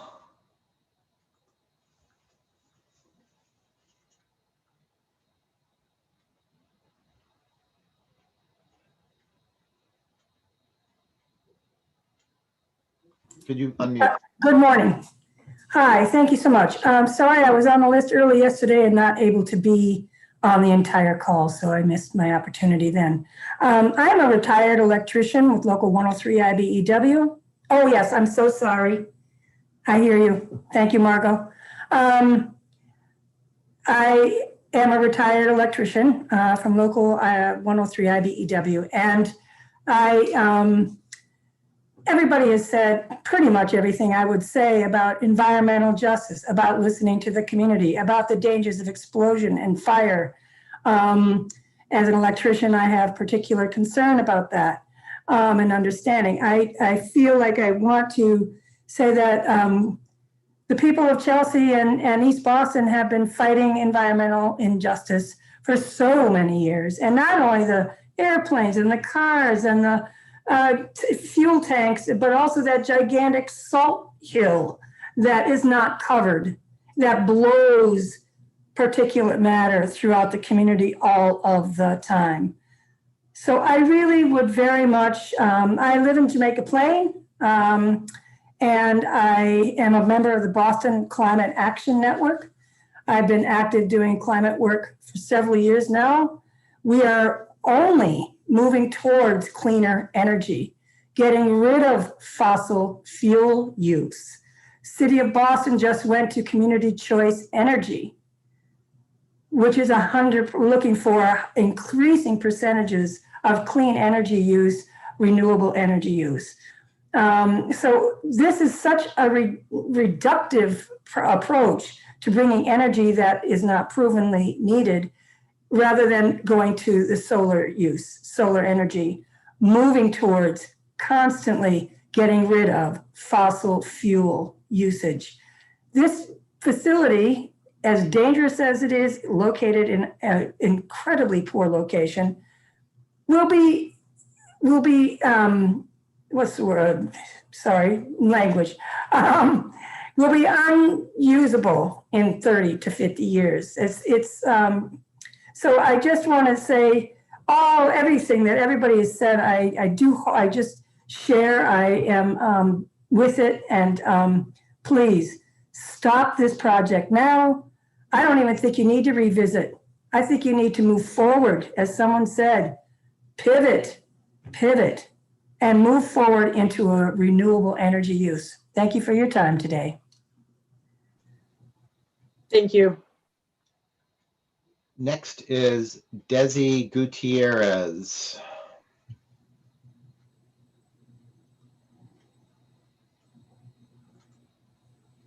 Hello. Hi. My name is Daisy Gutierrez. I live on Condor Street, and today I'm no professional. I'm a college student that has been living on Condor Street since I was 10. When I first moved here, it was so peaceful and I loved it. My family loved it. And now it's completely different. One of the problems is a hell lot of development going up, which is never gonna stop. And so just add to that, a substation might go up. This is completely crazy. And I think it's a big FU to the community of Eagle Hill. I don't know. It disappoints me a lot because I have lost faith on people who are supposed to protect us. And I hope you guys can prove me wrong, but my community has changed so much. And this is not only changing physically, the buildings are not only changing physically, but it's also mentally draining for people who live here. My home no longer looks like the home that I bought, what my parents bought, and it's just really frustrating. And another point I wanted to make, that I know 100% sure not all my neighbors know what's really going on, just because, yes, you give everybody around here pamphlets and informational stuff, but we've said plenty of times in this meeting, everyone's focus is probably workers, working, because most of the people that live here, they're workers, they come home after a long shift. You're not going to read a whole information letter about what a substation is, And I've been lucky enough to know about this because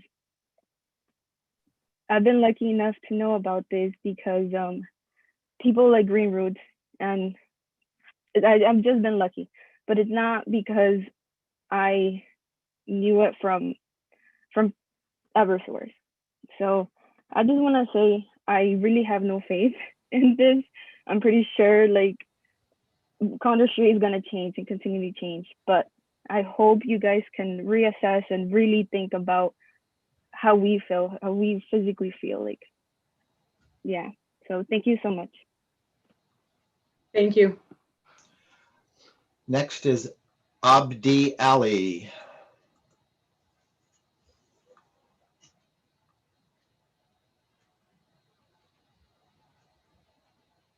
Could you unmute, please?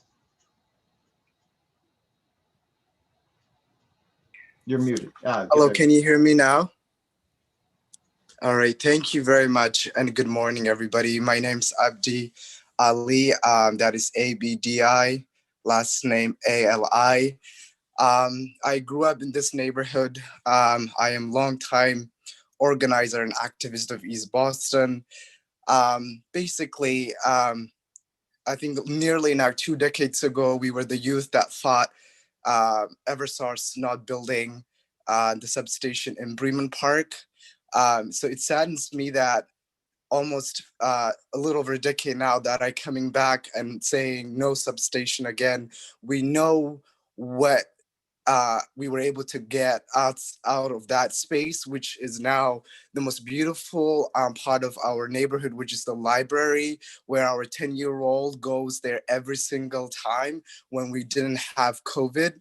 So I am calling you to look inside, deep in your heart, and really think about this community. We have been fighting for a very long time. We're exhausted fighting big corporations, developers, like Daisy said. We're exhausted, and that has really mental health issue on us. My folks in East Boston, majority of them are literally working today. I'm now multitasking myself being here, and I'm one of the lucky ones who could work from home, but 80%, almost I think 90% of my neighbors cannot work from home. They are at work, and our kids play at the park. I was there for about a weekend ago. With COVID, we realized how important it is to Sorry, have can you an just open slow down space. just a little bit for our interpreter? Thank you. Thank you very much, Secretary. We have realized how crucial it is to have an open space when COVID happened. And we need absolutely any space that we can get here in East Boston. We couldn't go elsewhere. We were locked down here in this neighborhood, and we were the hard hit neighborhood of Boston that we were really hammered by COVID. We have the highest infection rate of the greater Boston because of our condensed neighborhood. So we need that space to be a green space. Reimagine 21st century. We can do anything and everything. So why are you building a substation? We don't need it. I have stayed on this call all day yesterday, and I didn't hear one single resident saying yes to this. We don't need it. Why are you forcing us? Why are you silencing us? Why are you doing this to us? Why are you doing this to us? And so I don't understand. If Massport wants it, give it to them. If Suffolk Down wants them, give it to them. We don't want it. So we are asking you to really today consider it. My 10-year-old is growing up here, and I don't want him fighting the same fight I have fought as a youth. So I call you all to be on the right side of history and really say no to this substation. It is just unbelievable that we're going to build on closer to the Chelsea Creek, right on the water. So many people have said that. I don't have to repeat that. So I am saying here, as an organizer for racial justice, for us, this is a racial justice issue. So I thank you very much for your time, and I hope you will vote no today. Thank you. And I think we have one more speaker, and just a reminder to be slow as possible, if you can, for our translator. Yes, Councilor Damali Vido should be joining. Hello, can you hear me? We can, thank you. Good. Thank you for allowing me the opportunity to speak. My name is Damali Vido. I'm an at-large city councilor in Chelsea, as well as a limited participant, and I've been involved following these hearings for the past few years. I'm sure some of you recall I've been very critical of this board because of the translation issues in the past. And am I talking fast? Sorry.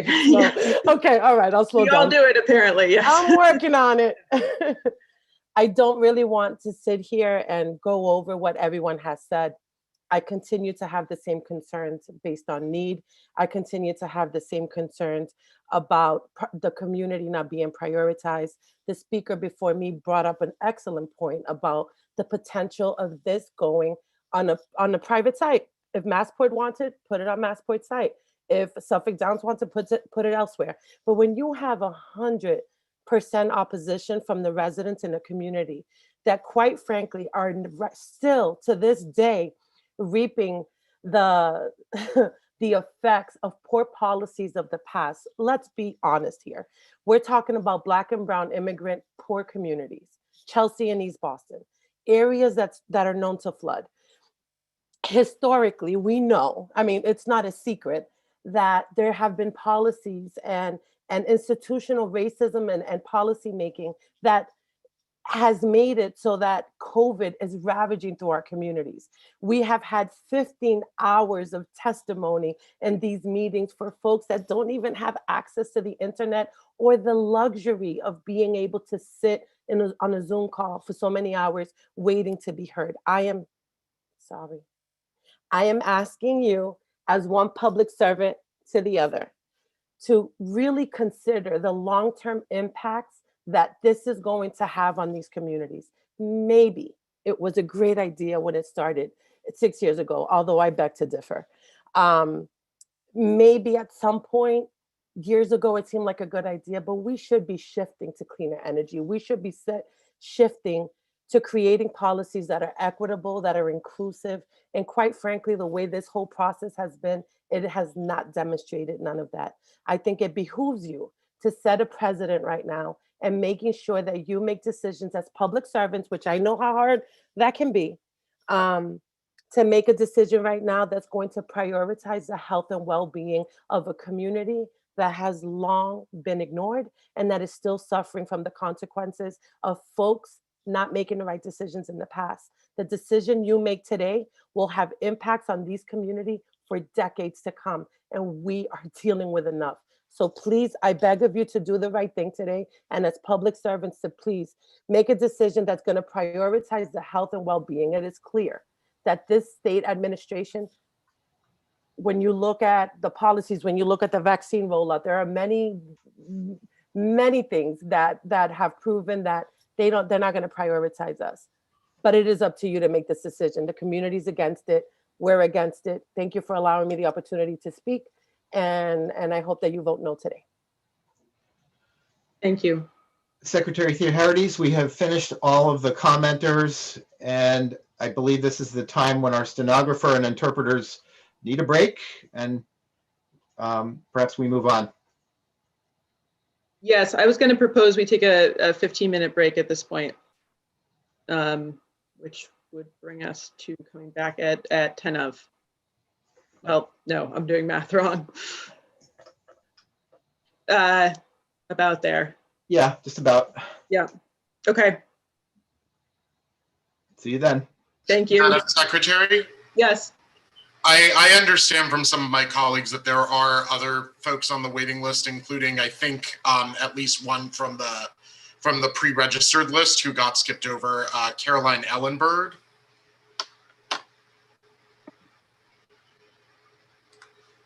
Okay, I see her in the participants list. Is there another? That's the one name that I'm Okay. personally aware of. Okay, we can do one more and then take our break. Thank you. All right, Caroline Ellenberg, we'll hear from her now. Okay, Hello, am I on? We can hear you, although it's a little bit quiet. Is that better? Okay. My name is Caroline Ellenberg. I'm a resident of Chelsea. I live at 107 Shirtlift Street. And I am able to do this because I'm working from home and I have my children working from home as well here. So I want to say, yesterday you heard that Eversource's evidence for the need of this project is not on the record. Eversource will have you think that this is irrelevant because it's already been decided. But you are in a position where you need to make an educated, thoughtful, and ultimately moral decision. You can try to wipe your hands of it and say, our hands are tied, it's already been decided, that's not what's up for deciding. Or you can recognize that the decision to look more deeply and recalibrate the inequities of this situation is in your hands. This is a time to look at this moment of history that we are in. Look at what has happened since that decision was made. How much that had been pushed under the rug has now been made clear, raw and in the open. Racial, environmental, public health inequities since the decision was made by Eversource, or by the board. Look at what else has been made clear since that decision. The 4 new load additions that Eversource used as evidence of the need have all come online. And as you have heard over and over, there is significantly less demand than they had anticipated. Eversource had said there would be blackouts and failures without the substation, but we have not seen this happen. There has been exaggeration of the need for this project, and we do not have access to information. I ask you whose needs you are protecting and whose needs you are serving. The point of supporting a project by Eversource in the community would be to support the needs of the people for energy. But where is the evidence that Eversource's plan supports the need of the people? Again, who are you serving? Listen to what you are hearing. You are at a pivotal moment. You have choices to make, and you are responsible for the choices you make. Listen to all the testimony that you have heard you have an obligation, a moral obligation, an intellectual one, based on fact and based on morals, to deny this project change notice, and also to reopen the question of the project's need. This has been going on for a long time. We've come and gone, there've been snow days, and here we are, the final moments. I ask you to listen, pause, don't say your hands are tied. Take the responsibility that is in your hands and act on behalf of the people of Massachusetts, and especially of Chelsea and East Boston. Thank you. Okay, thank you. At this point, we will take a 15-minute break, come back at 5 of 11. So we're off the record. Thank you.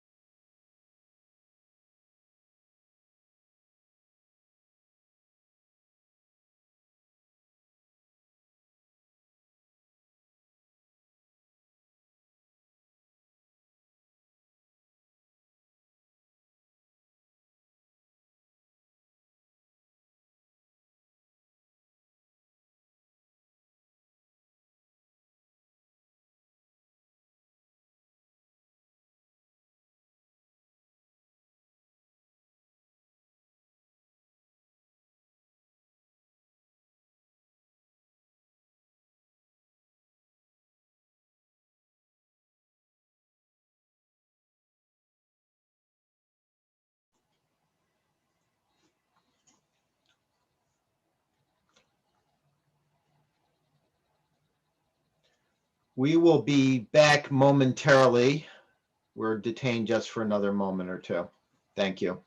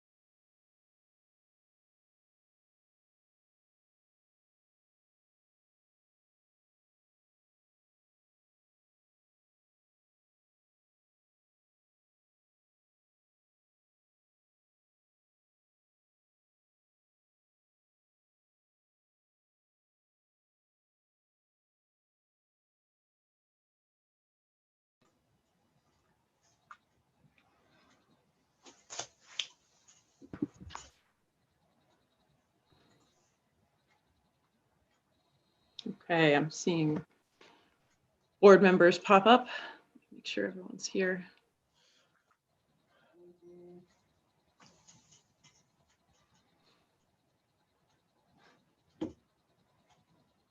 Give Mr. Bonfiglio another minute.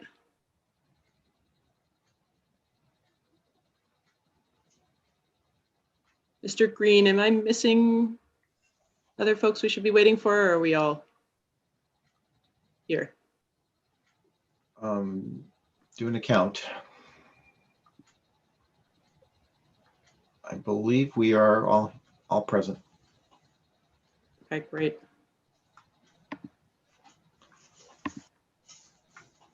So I will put us back on the record, please. And I am just going to get back to the place in my script. So we've moved through the public comments, the limited participants, and the interveners at this point, and are now ready to deliberate on the tentative decision.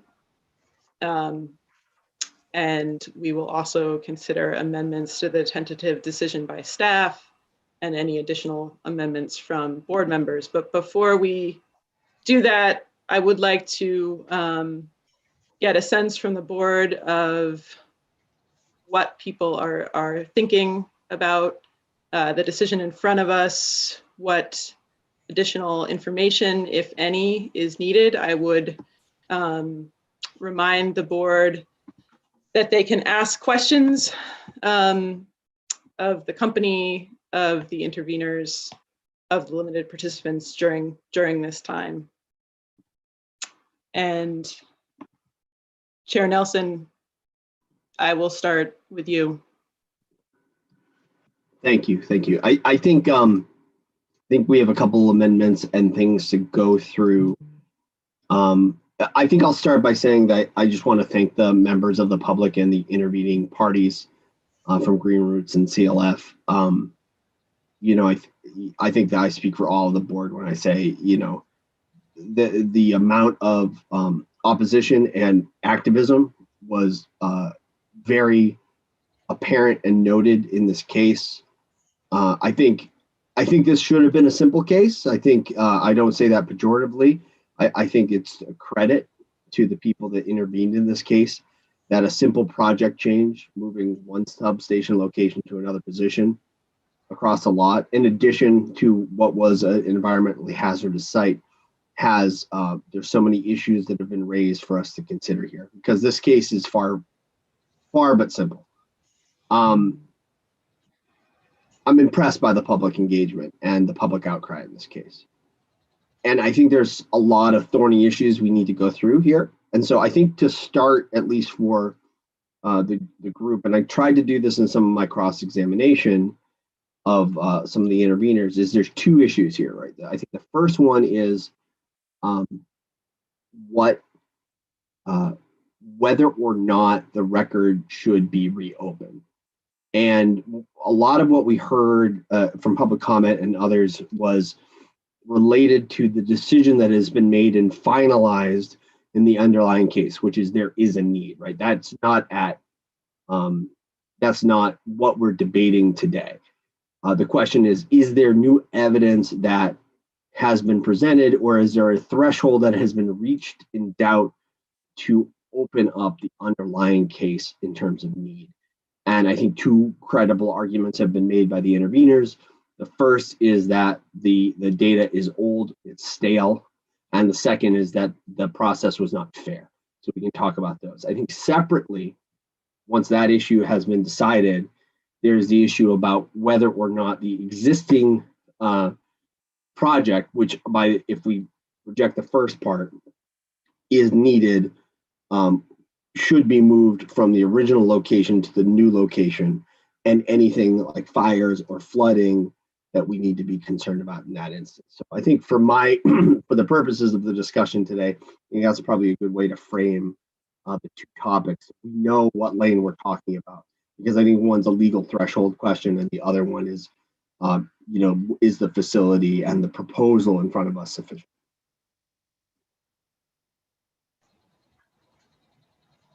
Thank you. I think those are good points, and I would echo your comments about the robust discussion and the strong voices we've heard from the community on this, and appreciate so many people coming forward to make their concerns known. I would ask other board members, are there things you'd like to share? I agree with Chair Nelson that this sort of framing of the two issues, the issue of the question of need and reopening the record, and then actually what's in front of us for this decision, which is the siting of this project in the new location, are really the two areas of discussion in my mind this morning.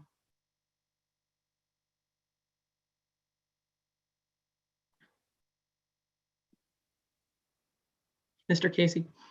No, I would just say I would agree with Mr. Nelson's approach to narrow it down to those areas of focus for the board's consideration. If others agree, should we focus on one of those areas first? And is there a preference for which? Okay, Mr. Moran. Yeah, I'd suggest, I do agree with those seem to be the two primary issues, and I think it would be helpful to focus first on the issue of need and whether the record should be reopened based on the information presented.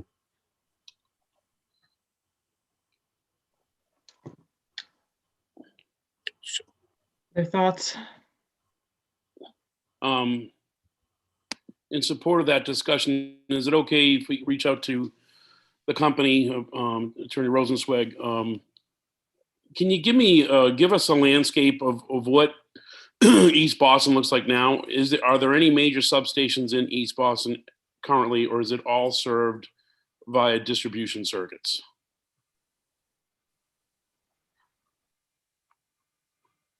It's the latter. There is no transmission or large substations or any substations of that nature in East Boston that Eversource operates.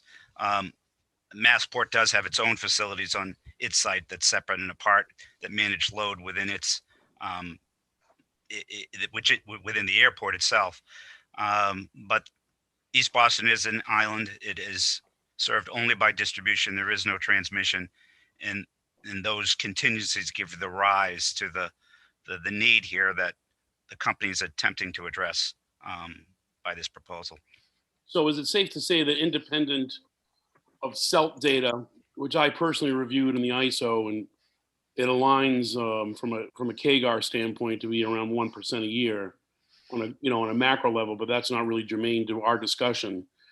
But with that being said, independent of those kind of loads, we're really talking about servicing the last mile of load, correct? It's the isolated load pocket, as we would call it, that exists in the East Boston area that is vulnerable to interruptions under current circumstances, where there would be peak loads or a contingency at the Chelsea station or outages on the available distribution circuits, where there is not an independent transmission supply into the East Eagle area or the East Boston area, and the inability to serve customers in that area and the load in that area under those contingency conditions. And not without consideration to Suffolk Downs or Massport, what is the system peak load for this load pocket for the East Boston community that the proposed station would be servicing? In current years, it's about 120 or so megawatts. That would be indicative of what the current load is. If you are to consider out in time what the company's load projections are, they would include additional step loads from Logan Airport and Suffolk Downs, but current peak loads are in the 120 megawatt, give or take, area. That's fairly substantial. And I don't know, this is obviously, I'm new to the board from the previous decision that already moved forward with the need being determined, but is there something being lost here in translation with the community? I mean, community of this size and that kind of load almost warrants or dictates a station to service it. And was that not articulated to the community?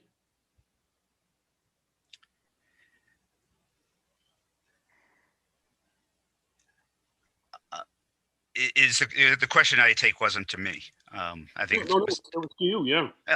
Oh, for sure, we articulated that need in our outreach to the community and at public comment hearings and at community meetings. But nonetheless, there was resistance to that messaging, and there was questions about other alternatives that might be able to meet the identified need, which we presented in the underlying proceeding, including both transmission and non-transmission alternatives such as solar and storage.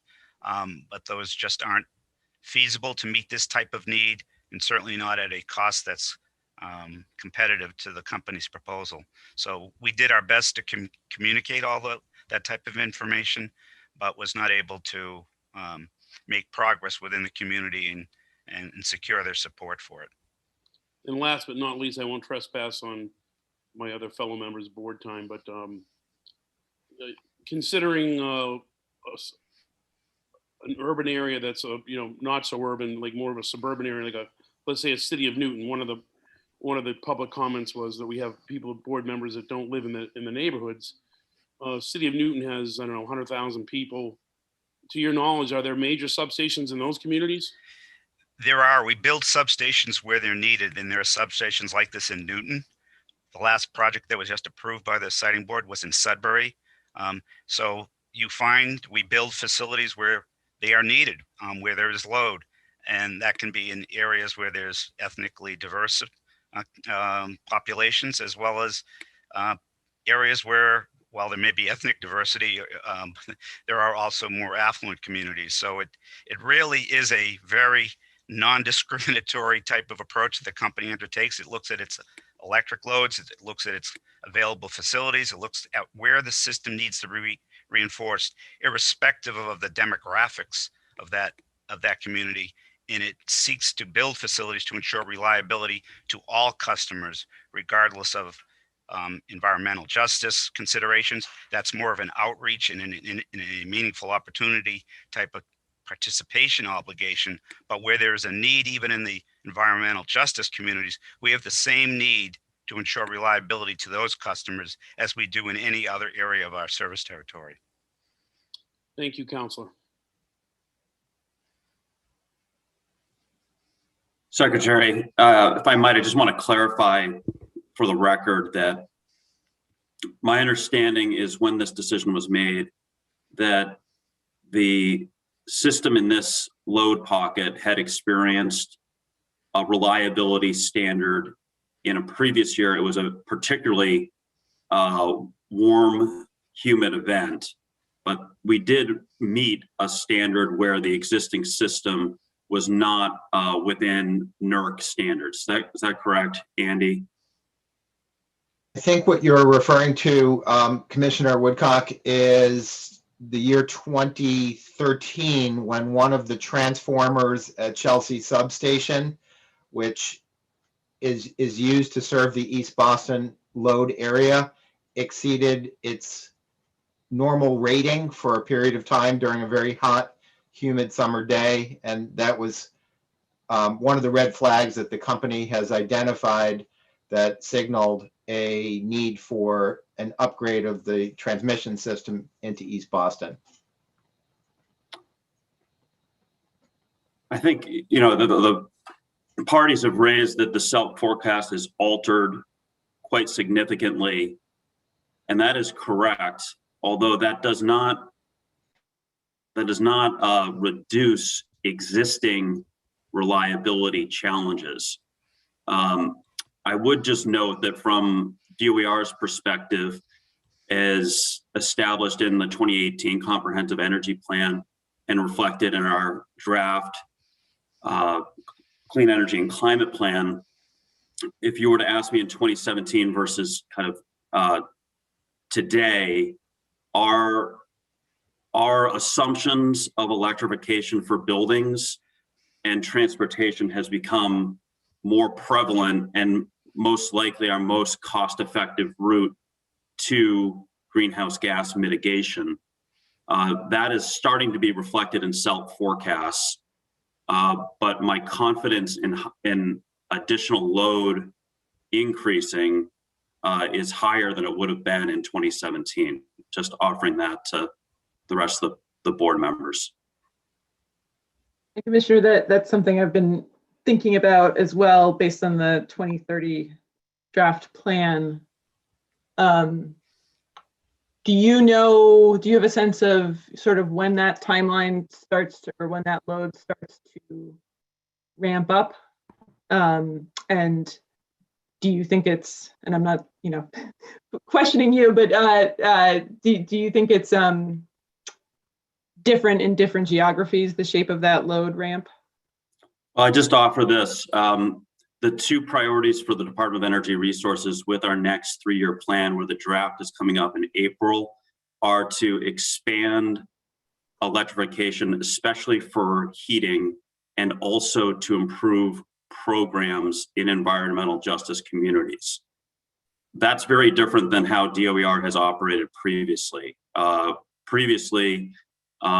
Really our lighting program and reducing load has been the only objective of the program. We'll continue to try to advance all cost-effective energy efficiency programs, but I would note that we are increasingly seeing electrification, strategic electrification, as a big part of our long-term plan and upcoming plan. ISO continues to try to update the SELT forecast based on public policies. They would make updates based on energy efficiency programs. They have just last year made modifications for the forecast for EVs, and that is starting to show up, although it's later in this decade. I don't know, Chair Nelson, if you want to add anything to that. Yeah, I think the two big things in the SELT report that are driving load down tend to be energy efficiency efforts and solar. And I think that the issue is with solar, right? Like a 10 megawatt solar farm, you're talking about what, 5 acres of land for 1 megawatt of solar. So that's a very difficult, that would have East Boston be an outlier from seeing that declining load, probably because of just not having the land to do that. For the forecast, I think that we are definitely, working with ISO to talk about making sure that they have the equipment and the load to meet demand as we start to electrify, to try to embrace more renewables while we bring on offshore wind, while we bring on hydroelectric energy, versus using something like the Mystic Power Plant, which is scheduled to retire. So I do think that we will see loads increasing, and I think we'll see the ISO predicting loads increasing as well. I would expect that to go down to the distribution level. That's kind of my take on where I'm expecting we're heading in terms of need. I think if we did reopen the record, there are certainly push and pull elements to both, but I think I'd probably expect, with weather getting hotter and the electrification efforts, that the need would still persist into the future, since we're building this for 30, 40 years out, for a expected life going to 2070.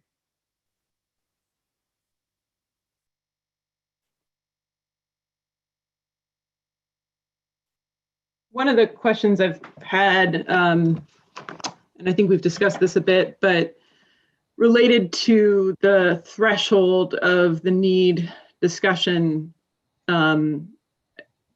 is the question that there's been additional change or additional information that could be presented over a certain threshold to reopen the need decision?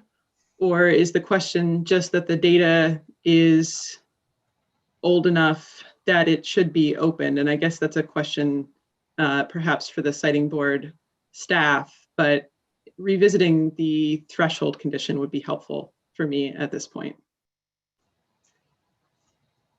Yeah. Ms. Foster Evans, would you like to address that? Yes, thank you, Secretary. The question before the board that's in the TD is there was certain evidence presented, that there was certain information presented by Green Roots and by the company with the argument that the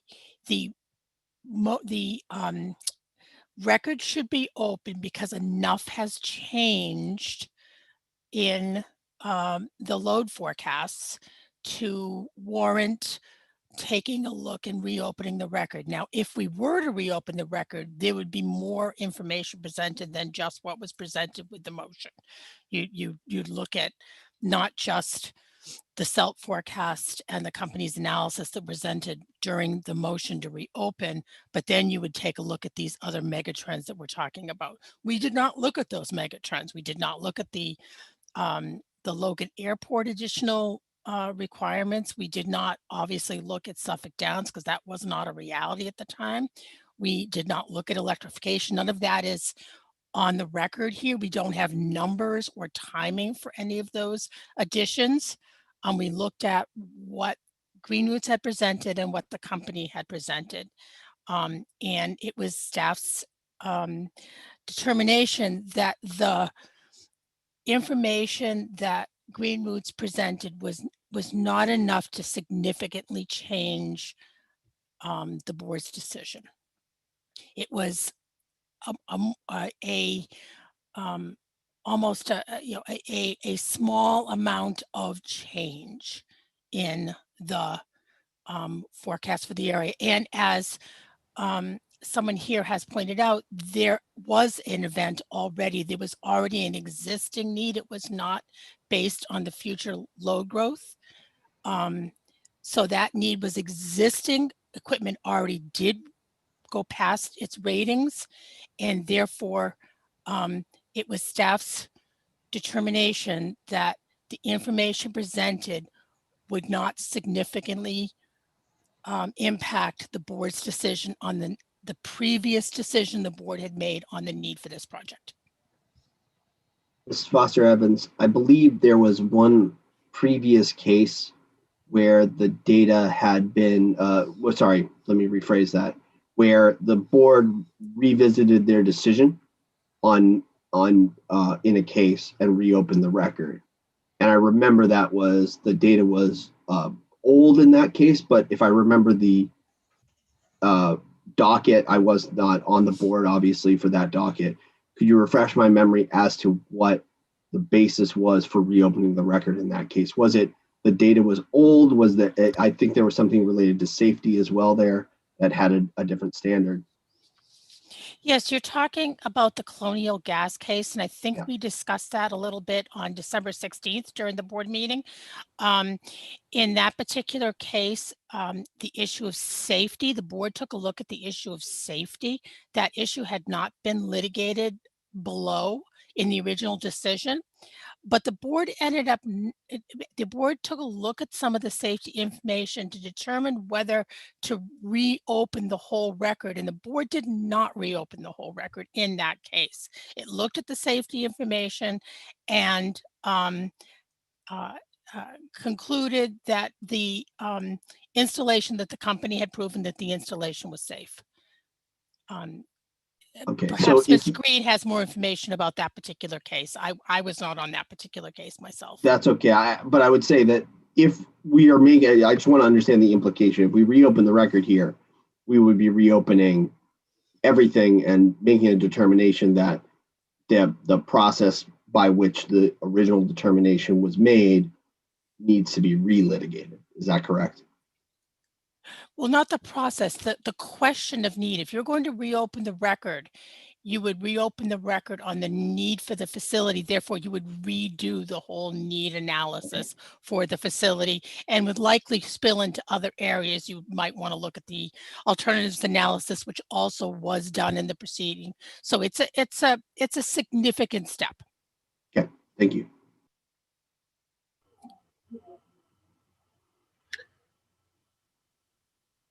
If I could, so when you mentioned, so for reopening a final decision, post-decision, there has to be new evidence that would have a significant impact on the initial decision.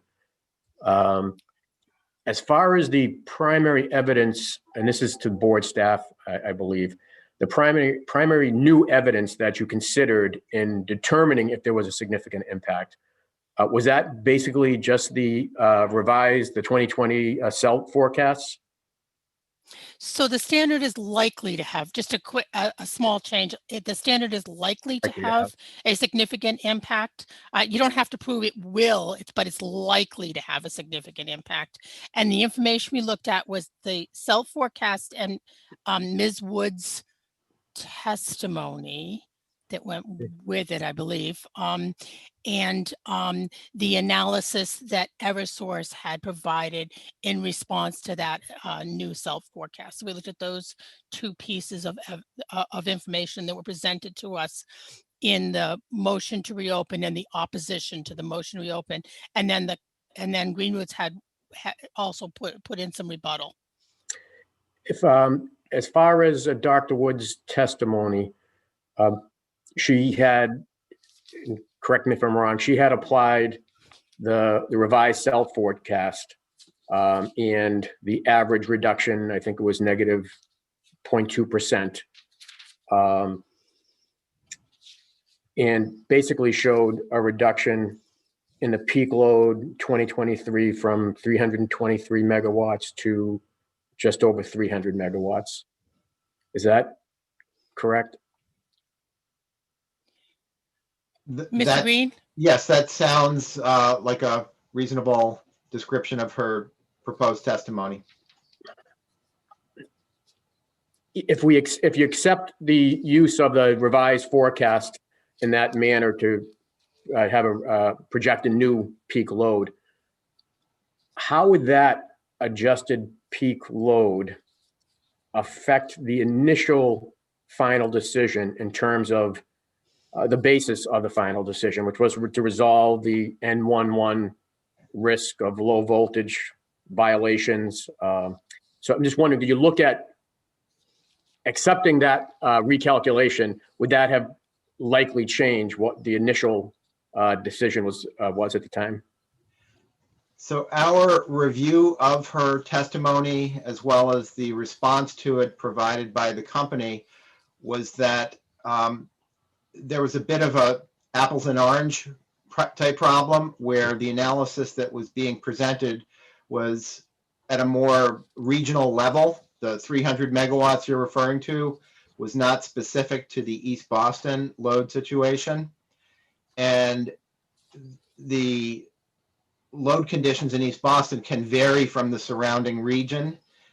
And that's where the question of what significant load additions are on the horizon becomes an important variable in East Boston specifically, as well as the potential differences in the rate of load growth or load decrease, for that matter, that might be different between East Boston and the surrounding region. So we had problems to solve in the greater Lynn, Revere, Chelsea load area that were part of the ISO solution to deal with the limitations at the Chelsea substation, but there was a separate identified reliability problem in East Boston that relates to these step load additions as well as the rate of load growth. I guess my question was just putting aside the East Boston specific situation, looking at the broader area of Chelsea, East Boston, Lynn, whether assuming that reduction would change the determination of whether there would still be the N11, potentially N11 violations. I just didn't know if you looked at that. Yeah, we did. No, the answer is no to that question, that the loss of significant amounts of load and customers would not have been relieved by a slight decrease in the load growth projections. There were still potentially hundreds of megawatts of load lost in the N-1 contingency that was the problem at Chelsea substation. And the solution to that was to create a new 115 kV line between the Mystic substation and the Chelsea substation. So that problem has been solved. That's solved. But that was the problem that affected the larger region that ISO was focused on and had a responsibility under the NERC standards that Commissioner Woodcock referenced to resolve that issue. And that would have put at risk tens of thousands of customers. Close to 100,000, actually, I believe is the correct number. But East Boston is still an unresolved reliability concern, and that's what the substation is designed to alleviate. And the reason that staff felt on review of the additional information that was proposed and the hopes by Green Roots of reopening the record that we found to not be persuasive and not change the basic storyline of what the need is in East Boston.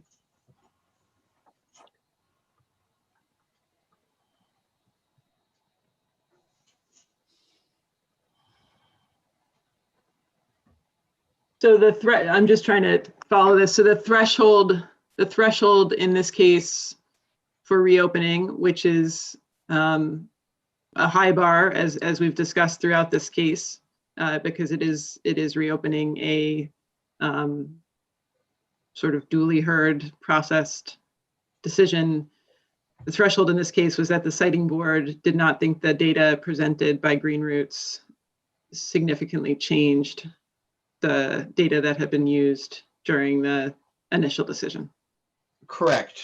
And not to a degree where there was a likelihood of the board reversing its earlier findings that were final, had survived the appeal period, and come with a lot of legal precedent on regulatory finality and the importance of that for project proponents who have to build things on a schedule to resolve problems with reliability or other needs.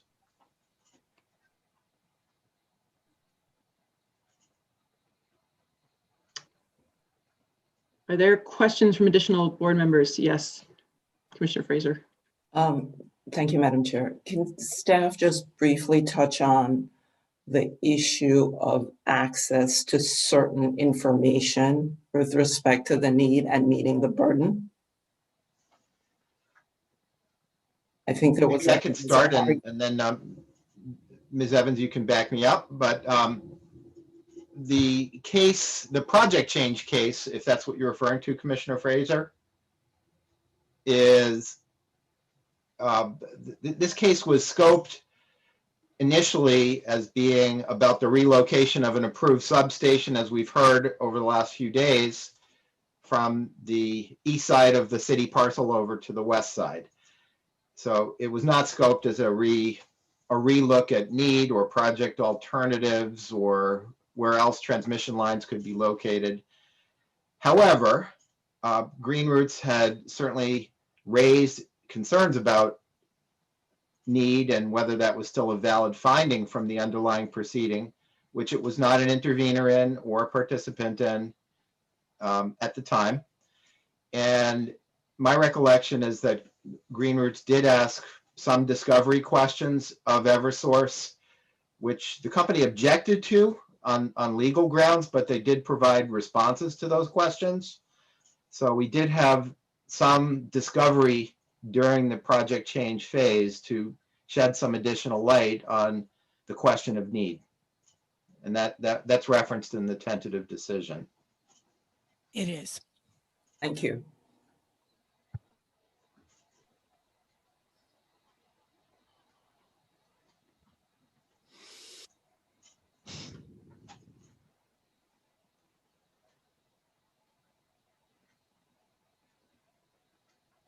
Evans. I think the other argument that I want to touch on is the fairness and not holding a public hearing in East Boston for the underlying case. I think it came down to a matter of interpretation there around localities. Could you remind me again exactly where the public hearings were held in the underlying case? The public hearing was held in Chelsea in the underlying case. Okay. And specifically at the Chelsea Senior Center. I don't have the distance from East Boston, but I can tell you that in the notices sent for this case, which went to households within a quarter mile of the substation, we did include some mailings into Chelsea because it is that close.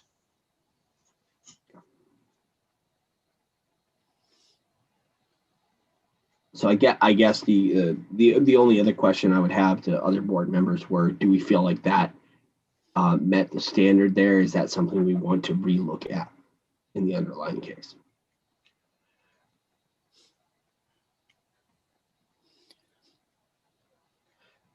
I guess I'll jump in on that one, Chair Nelson. I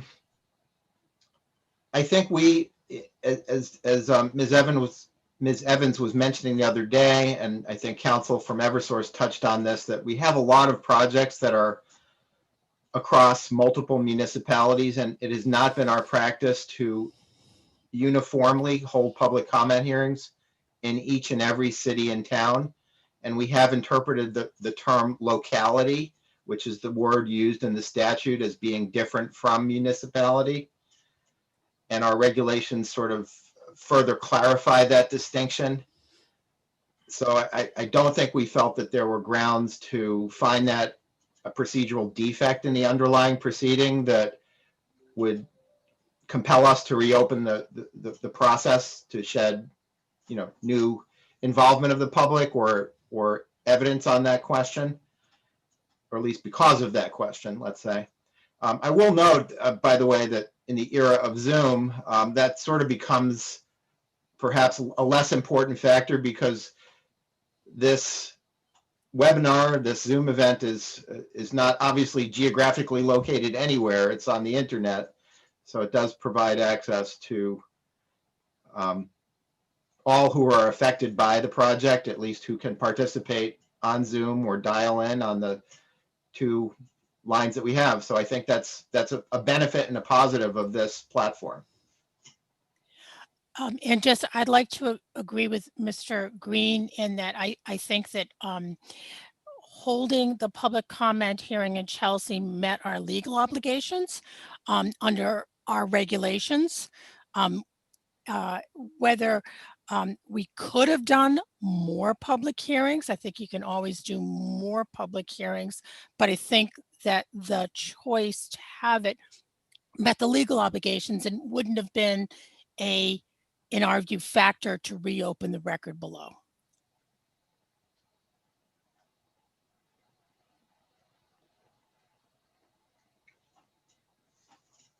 Secretary, I would say the things that I found most compelling from the public testimony was regarding interpretation services. I did recognize that as an environmental justice community, we do have a standard of additional engagement and work. And furthermore, I do wonder whether we could use this as I think some of the commenters said, as a teachable moment for the EFSB. Now that is, I was not a member of the board for this underlying case. So I'd be interested in kind of a reaction from other board members of those concerns that were raised. But I do think that there were some suggestions that we should take to heart from the public.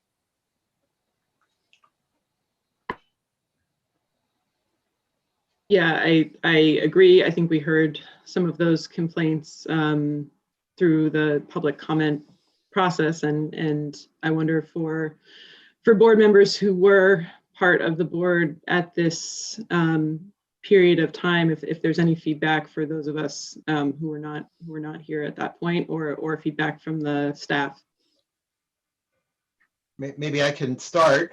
I don't know if we have a lot of board members who go back to the beginning phases, but I agree actually with what Green Roots has said and what many of the commenters from East Boston have said, which is that we have gotten better at language access over the course of this proceeding.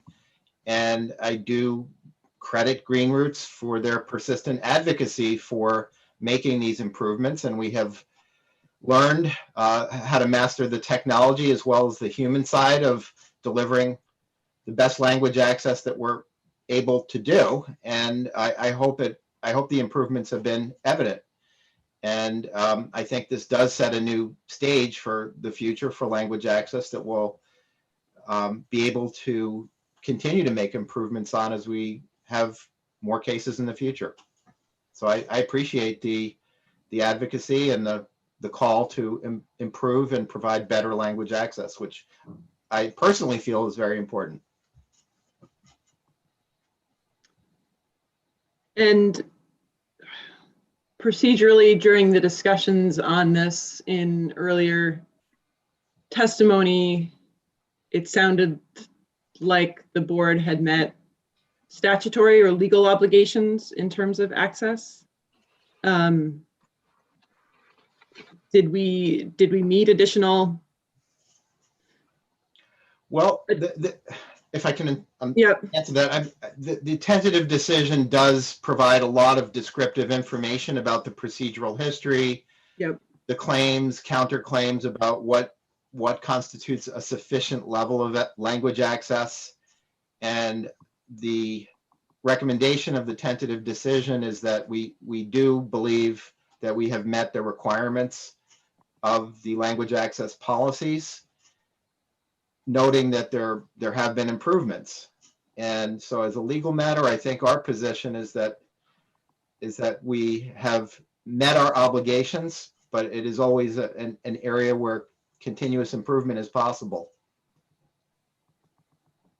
And I would agree with Mr. Green on that. I think the awareness and standard has been evolving, and we are trying to evolve with it, with a good push from Green Roots. And I think we have continually improved and continually tried to provide the best language access that we can. I would like to just note one thing for the record today, which is that, again, in response to concerns about Green Roots, that the dial-in features of Zoom were an impediment to those who required interpretation into Spanish. We did devise our own solution to that problem by creating a separate dial-in line with interpretation features. And over the course of the 2 days, it's true we did not put this in the notice since we had just recently developed this solution, but we've certainly mentioned it many times and included it on the slides that have been shown. And we haven't had any callers yet who have been on that line. So if there was an unmet demand, we have not seen it. We did that while that line did not go on to the notice that was mailed out to everybody in early December. It's on our website. It went to the service list. It went to the registered caller list.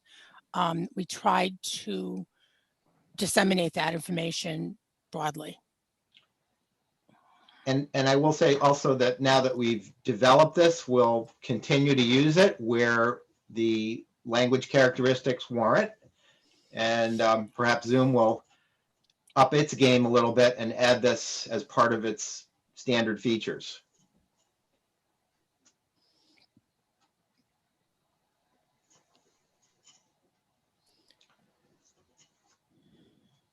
Mr. Costco, any questions from your end? No, I think I'm all set, Secretary. Thank you. Okay. Mr. Moran. Just one additional question on, we've heard it referenced a number of times that the 4 step loads have been added. There haven't been any issues with reliability, so that diminishes the need for the substation. I guess the question again for staff, could you respond to how you would answer that, and maybe for Mr. Rosenzweig as well? So I would say that the step loads did materialize. They came in a little bit less than expected, but they still were put online. And the system did not crash, that is true. But one does need to bear in mind that reliability planning is not based on average daily weather conditions. So they are by design based on extremely hot and humid days that test the system, and layer onto that something else happening that is an event, whether it's loss of a transmission line or a nearby power plant that provides energy into that location of the grid. These are the planning parameters that are used at the national level by FERC and at the state level, as well as by transmission companies, to determine the adequacy of the transmission system. So if we had both the step loads and the same kinds of conditions that were reflected in the modeling, we could very well have the problem that was identified in the underlying case in East Boston. Andy, is it safe to say that given what I would call real-time situations, Eversource is going to mitigate those risks however they can with the infrastructure they have? That's always the first approach, is to try to redirect load to other areas of the system that can support it by using various switching techniques. The problem in this area is that given that it's served entirely by distribution voltage and not transmission voltage, there are fairly limited options to do that kind of switching to alleviate a problem that might crop up during a hot, humid day.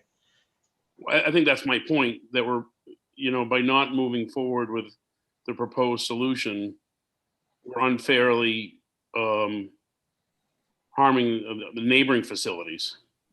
Is that accurate? There can be a variety of different adverse repercussions of this kind of event, whether it's to the location of the outage concern, like East Boston. It could also be a factor for adjacent areas that might have to be called in to support a load in the system from avoiding cascading blackouts if we have this group of bad events and difficult conditions. So yes, there can be problems that radiate out from where a line goes out or where a power plant goes offline in a bad moment. Thank you.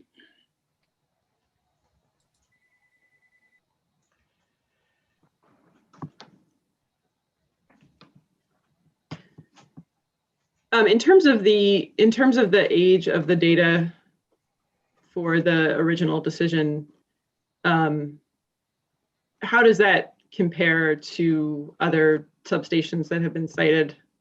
I know, we have had a whole conversation about a point in time, but I think the issue of the years of the data, 6 years, I think it is. How does that compare? So we should keep in mind that this project was part of a collection of transmission upgrades that occurred in the Greater Boston Reliability Study, which was initially conducted in 2011, 2013, with updates in 2015.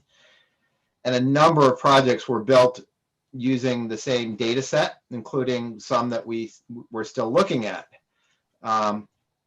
And the original filing was based on 2013 SELT data. That was updated during the course of the underlying proceeding to include the most recent SELT data of the time, which was 2015. So yes, there have been SELT reports issued since then. They're issued annually. However, again, as we were just discussing earlier, the conditions that led to a finding of need, in our view, have not materially changed and are not likely to lead to a different outcome if the board took this rather extraordinary step of reopening a final record.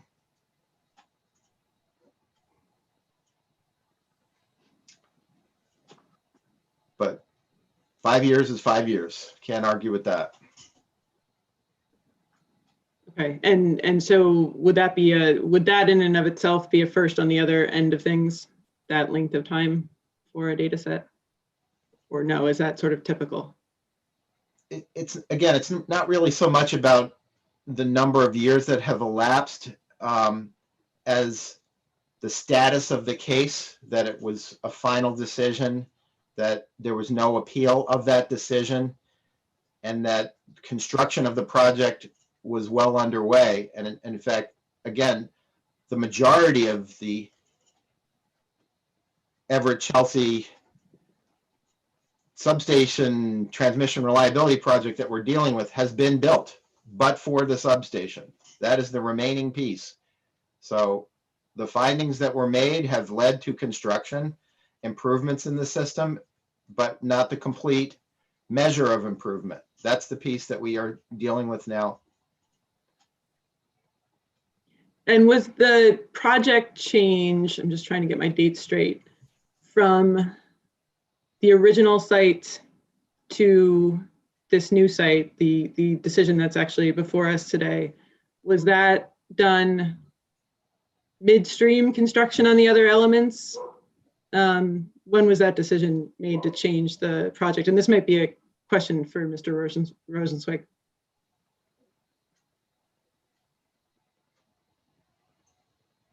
After the siting board's decision in 2017, it was December 2017, the company was authorized to go forward with construction of the transmission lines that were part of the regional study, that is from Mystic to Chelsea and from Chelsea to the Chelsea Creek, ultimately to be connected into East Eagle, but not to go forward with that connection until the substation was later approved by the siting board. The siting board asked for the company to investigate an alternative location within that city parcel, and we've had plenty of testimony on that.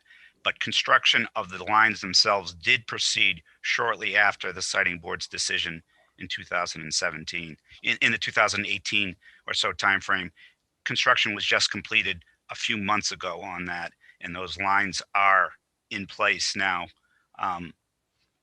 between Chelsea substation and Mystic, awaiting for a siting board order that would authorize the lines to be brought into the existing duct banks in the Chelsea Creek to what hopefully would be an approved substation location there to be directly fed into that substation.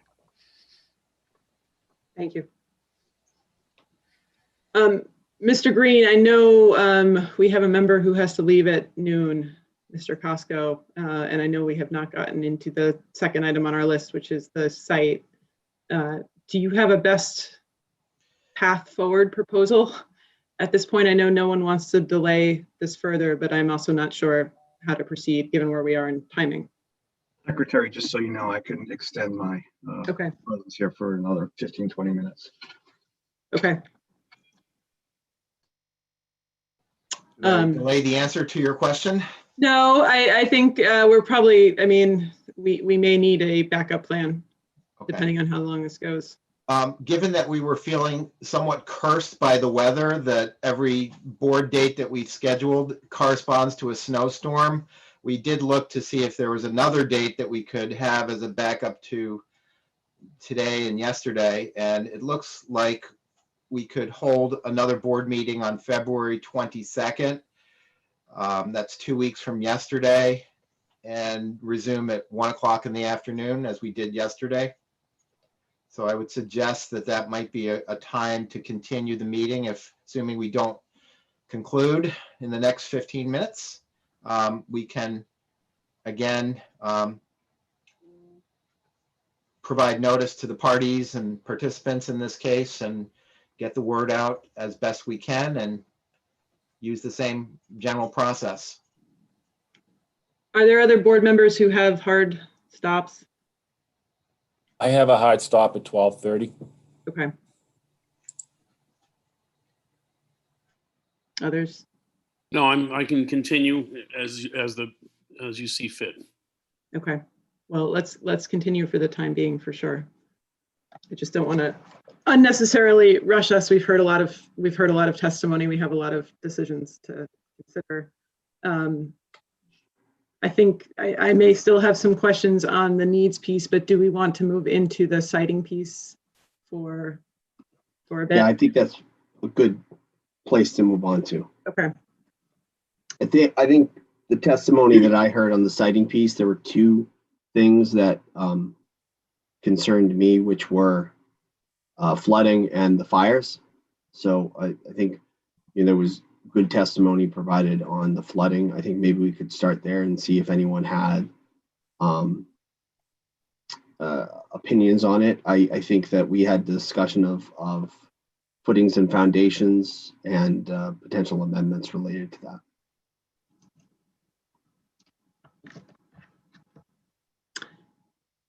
Yes, I believe Mr. Green, we did ask staff to look at some amendments to increase the flood safety of the site. Right. Yeah, we definitely took note of the questions that were being raised by all parties in the case, as well as the board, about the adequacy of resilience to the new substation site in terms of both sea level rise, flooding, storm surge. And we do have some potential additional mitigation measures and supplemental conditions that could be considered as amendments by the board. This discussion may take us beyond the 15-minute time frame, so this may be something that we either take up at the following meeting or perhaps distribute to the parties in the proceeding as proposed supplemental staff amendments. But we certainly are prepared right now to at least present them. We can do a screen share right now if that's helpful, but I think that's a level of detail that may take more time than we have. I do agree if, which is seeming likely, that we do have to adjourn and bring more time. It would be good for the members and the parties to be able to review those amendments. I do have a quick question maybe for Mr. Rosenzweig, which is, I know there's some question around the lifespan of one of these substations, and it seems like the electrical components, it's about 40 years, and then there's upgrades that sort of are planned for with those, while the footings and the base may stay the same. But is that a general, is that sort of a way you work, that this thing operates for 40 years and there's some upgrades done? And would that time frame, in your estimation, allow for changes to reflect altered flooding conditions at that point? I do believe that's accurate. 40 years is the expected life of the equipment, with maintenance and perhaps replacement of components if it's needed. The equipment may be located at the site and provide continuing operation beyond that time frame. I won't get into sort of the design flood elevation discussion again, but we do believe there's an ample time between now and the end of the expected 40-year life for the company to be in a position to investigate and take notice of extant conditions, sea level rise, storms, whatever's going on that would perhaps require and merit adjustments to the station to ensure that the continued operation of that facility would be not susceptible to those types of storms or sea level rise.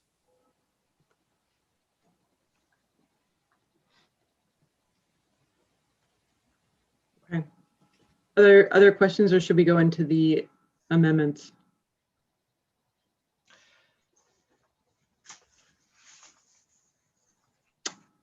Mr. Woodcock. I might propose, are there any other amendments that board members are considering rather than start going into the amendments maybe that staff could prepare? I think one of the things I would like more information on is a emergency plan and evacuation plan, which I've heard mentioned, or just the need for one, but I don't have a specific amendment there. Just a flag for something for us to discuss. So I can refer to the existing staff proposed amendment sheet that had been distributed. Okay. To the parties that did include a condition to require the development of an emergency response plan. And maybe I can turn to Mr. Hazel, who can describe that in more detail. Well, before he does, I see Mr. Casey. I just wanted to follow up to your point, Chair, that, and maybe it's a question to Councilor Rosenzweig. What kind of resident systems are going to be part of the substation as far as fire suppression, security? Is it typical, or has the party contemplated additional measures beyond what the standard substation has? Well, I would say that the station is designed with a state-of-the-art fire suppression system that will comply with industry standards and the Mass Fire Safety Code and NFPA requirements, National Fire Protection requirements. There will be ample security at the site with the fencing and the security gating and the monitoring of the site, as well as its proximity to the police station. We do believe that our plan is to develop an emergency response plan in compliance with the proposed condition that addresses essentially all hazards and has an extensive outreach and communication system that would apply to the community as well as public officials and safety officials if there were an upset condition, to ensure that the emergency response objectives are met. Flooding would be included within the scope of what our emergency response plan would cover, as to what measures we would take and how we would communicate that within the community and to affected agencies. If there were anticipated an adverse condition as it relates to inundation of waters on the site. So our plan would be to be filing that type of plan for the board's review, the staff's review, at least 30 days in advance of construction to address all the topics that the staff specified in the proposed amendment. This is a detail you may or may not know, but is the substation design contemplate a compartmentalized design, meaning that is there separation between the power transformers, either via CMU wall or some kind of separation? There would be walls around the transformers, yes. I'm not sure of the exact terminology you use, whether it complies with that requirement, but they would be separated by walls as a safety and equipment protection measure. So it would prevent cascading events, i.e. if one transformer goes, it doesn't impact the others. That's correct. That much I can assure you, yes. Thank you. Thank you, Chair.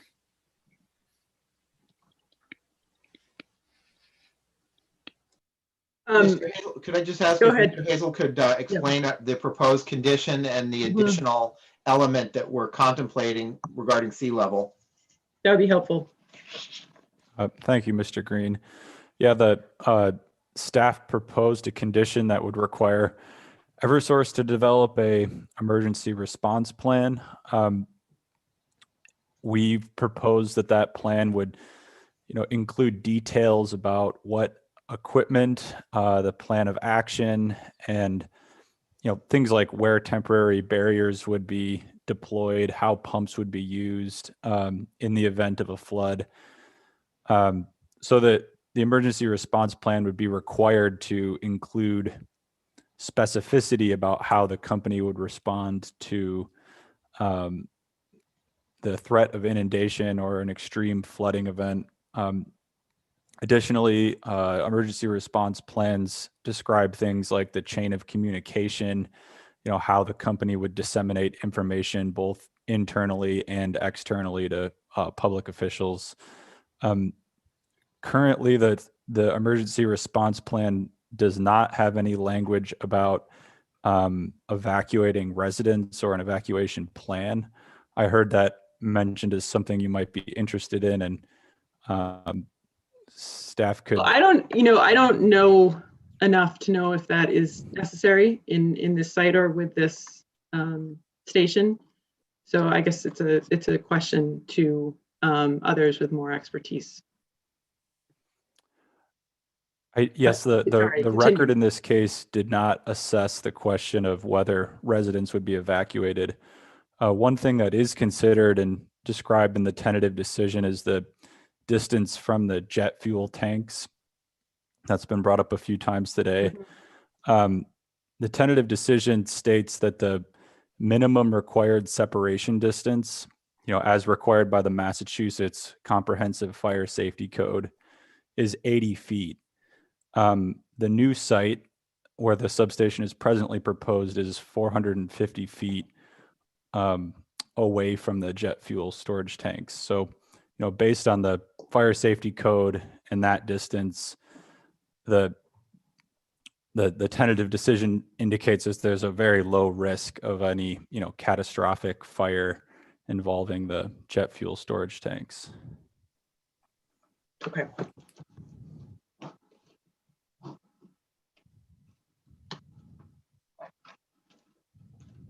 And the emergency plan, I'm sorry if you said this, when would that be completed by? Does the amendment specify? Yes, the condition would include a requirement that the company submit that to the board at least 30 days prior to the start of operations.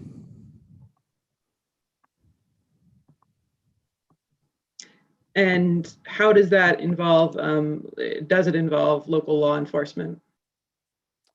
The plan generally, well, excuse me, the condition that we've proposed would require the company to describe the specific structure of communication that would be followed in the event of an emergency. I understand that language to mean the structure of communication with local safety authorities. We could certainly add that language to directly address that concern. Okay, I think that's worth adding. Other questions for Mr. Hazel about this amendment? Okay. Mr. Green, given that we don't have a main motion, we can't make progress on this amendment now. Is that correct? We'll save it. We'll come back to it at the end. Okay. Right. Just want to get my order of operations correct here. You are correct. Okay. Do you want to go into the flood risk one now, or should we have 15 minutes? It looks like. Again, I'm not sure what the time limitation is for each board member. So let's assume we can continue. Okay.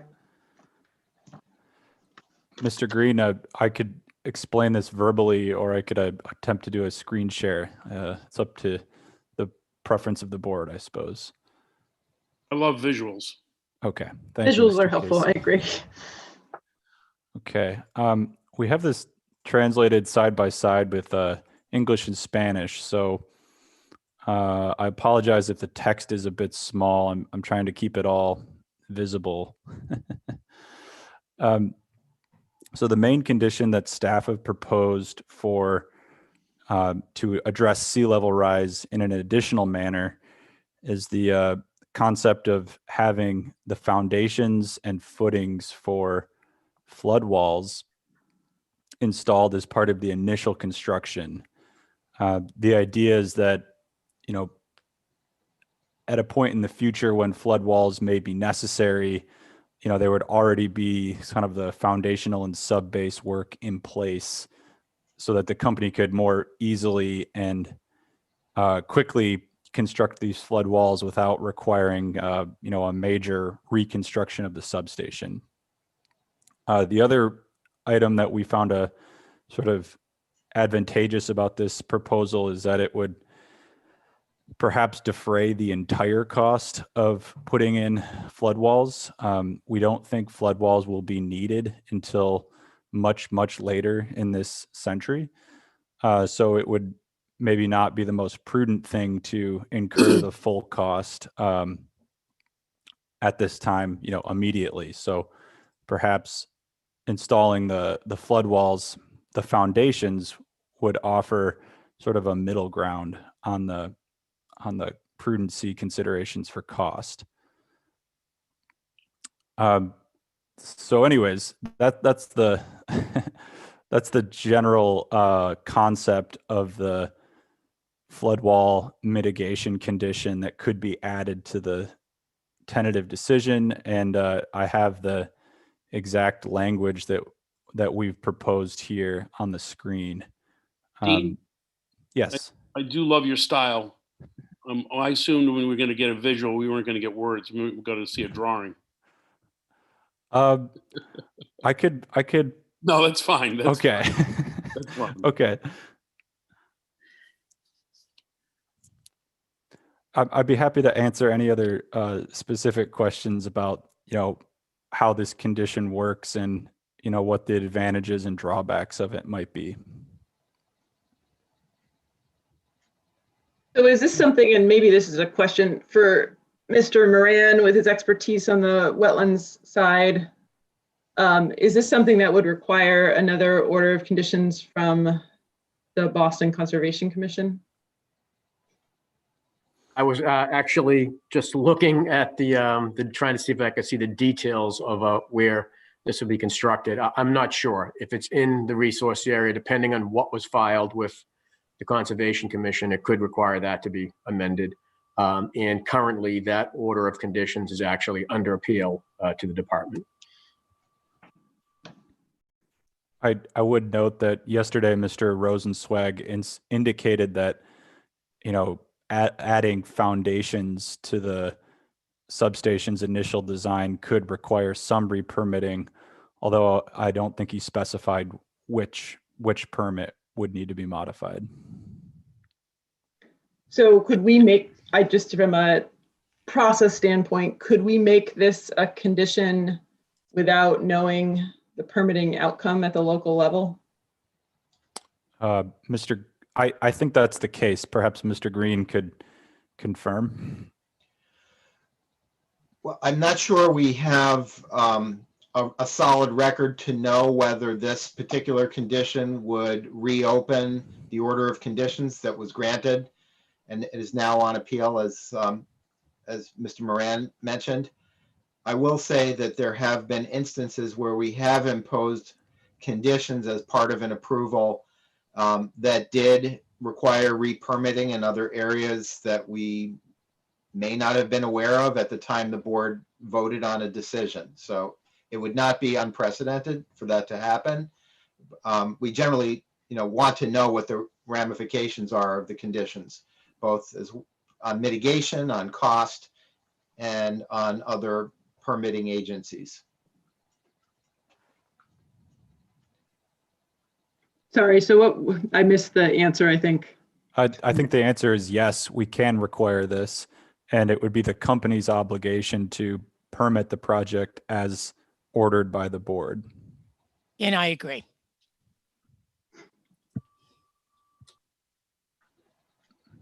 If it's any help to the board, what I had in mind when I said that in Conservation Commission was one area, is the project is not directly in any wetlands area. It's only in buffer zone.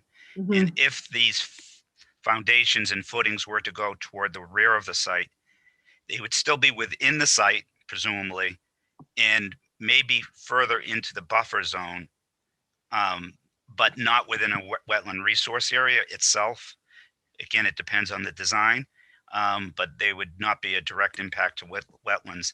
And if the project is subject to a superseding order of conditions, it may be something that could be addressed with DEP down the road as part of let's say, an amendment to the project as part of DEP's review.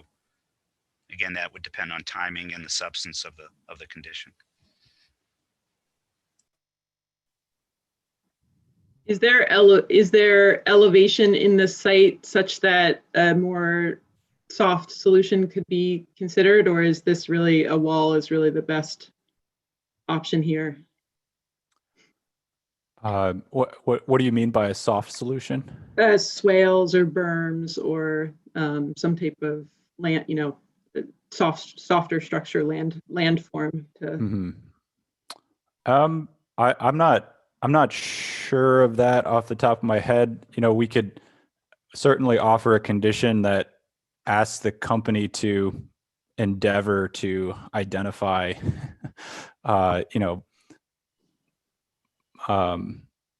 softer solutions to divert water away from the substation or something like that. But those types of mitigations would not be rooted in the existing record.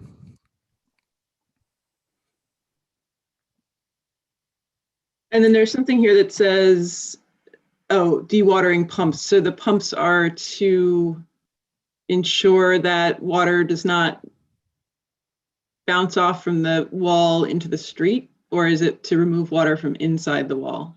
The pumps would be only to remove water that works its way in through penetrations in the walls, or small cracks, or even seeps up just through like groundwater penetration.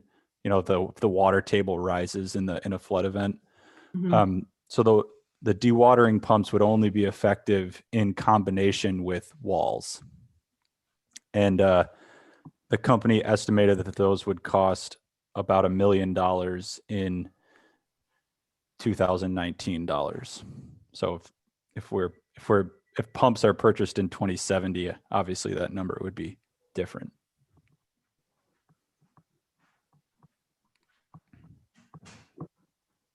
Okay.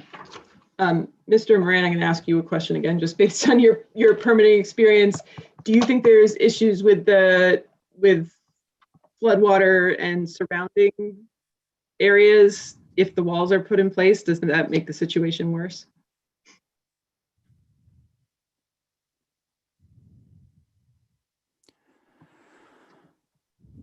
Sorry for that. My screen just changed.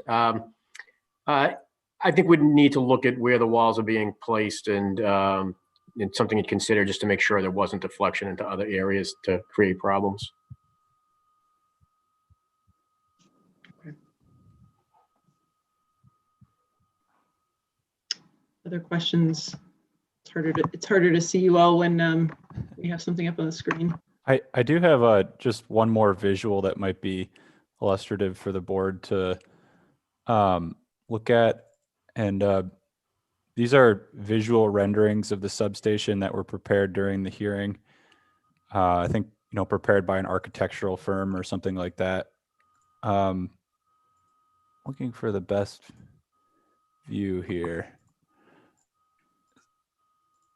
Okay, so this is looking to the south. And this fence right here is closest to Chelsea Creek.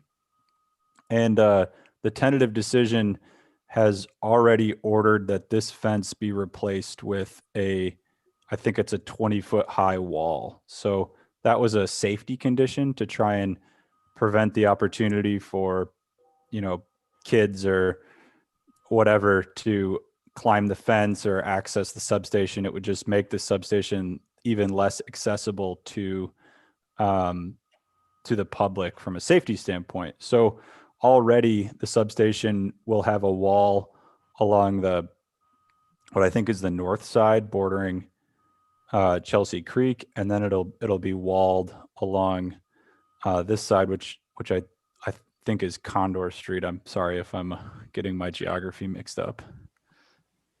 Yes. So the substation currently has, solid wall panelings on at least two sides, and adding foundations and footings in would sort of make it possible to finish off adding walls, around the remainder of the substation.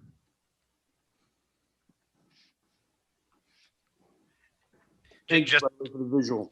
Just a quick correction, Mr. Hazel. I think you said 20 feet. My recollection of the TD was 25 feet, 12 feet of concrete and 13 feet of fiberglass. Thank you, Mr. Rosenzweig. I'll stop sharing my screen so that the board can see see each other and continue their discussion. Thank you. All right, so I know we're losing two of you in a moment. For the record, Mr. Costco and Mr. Bonfiglio. Are there other, I think we can continue talking. Are there other questions or proposed amendments from the board on the siting of the substation on this particular parcel? I had one that I'd like to raise regarding, I had one question, I think 2 days ago, but whether we could enhance the community outreach for the design for the aesthetics, ensuring that I think there's an open house proposed that it be done with translation services and be done during an evening and weekend time period. And furthermore, I did want to ask, I am concerned about the site selection of the aesthetics. It was helpful to see that visual, but whether there's been any discussion of further mitigation compared between the original site and this site. It is much closer to the playground, and whether there's been some consideration to mitigate that somehow.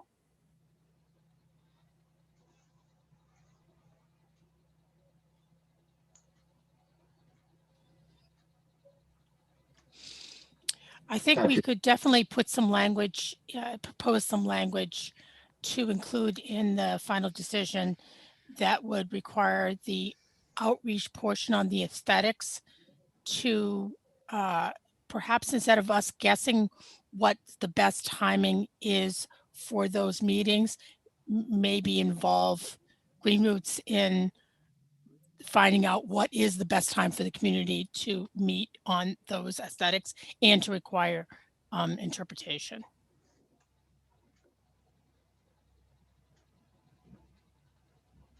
I don't know if Mr. Daniels wanted to comment on this at all from Greenwood's perspective or from the community perspective. I don't remember the earlier discussions exactly around the aesthetics of the site and the process there.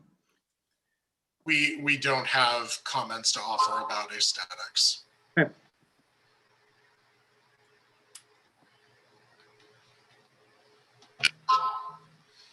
Madam Chair, I do have to leave the meeting now. I apologize. Okay, thank you.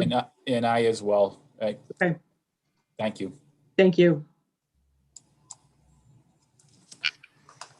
We should identify for the record, Chair, the Yes. two people that just left. So Mr. Bonfiglio has left at 12:30 and Mr. Costco has left at 12:30.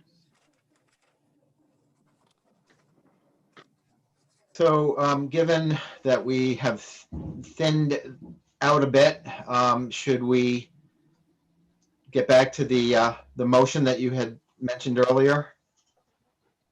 Which one? I'm sorry. The motion to adjourn for today and reconvene.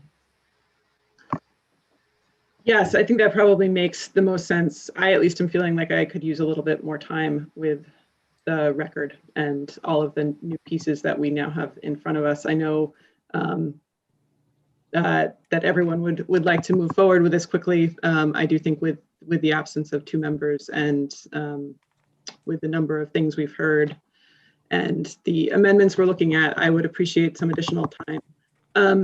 Can you go over, Mr. Green, the schedule for the next meeting of the board? And at this point, we will have closed all of the commenting portion. It will just be the deliberations remaining. That's right. And again, we have a time available with board members' calendars for Monday, February 22nd at 1 o'clock in the afternoon until really whenever the deliberations are completed. And I think if possible, we should leave that time. I mean, I am hoping we are in a good place to not use more than a couple of hours now that we've gotten this far, but I would encourage folks to leave their calendars free for that time so we can indeed get through the final decision that day. Okay. Well, at this point, I would like to thank the members of the board and the staff, but particularly all of the people who have come and shared their public comment with us, to the interveners and limited participants for the data and testimony they provided, to the company for continuing to answer questions, and to everyone who's been able to watch from home. Thank you very much, and we will see you on the 22nd. Sorry, it looks like you have another thing. We do need a motion and a vote. Motion. I was jumping the gun here. All right. So do I have a motion to adjourn? Motion to adjourn.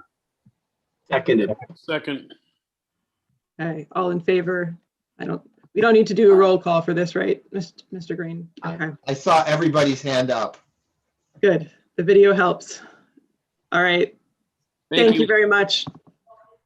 Thank you.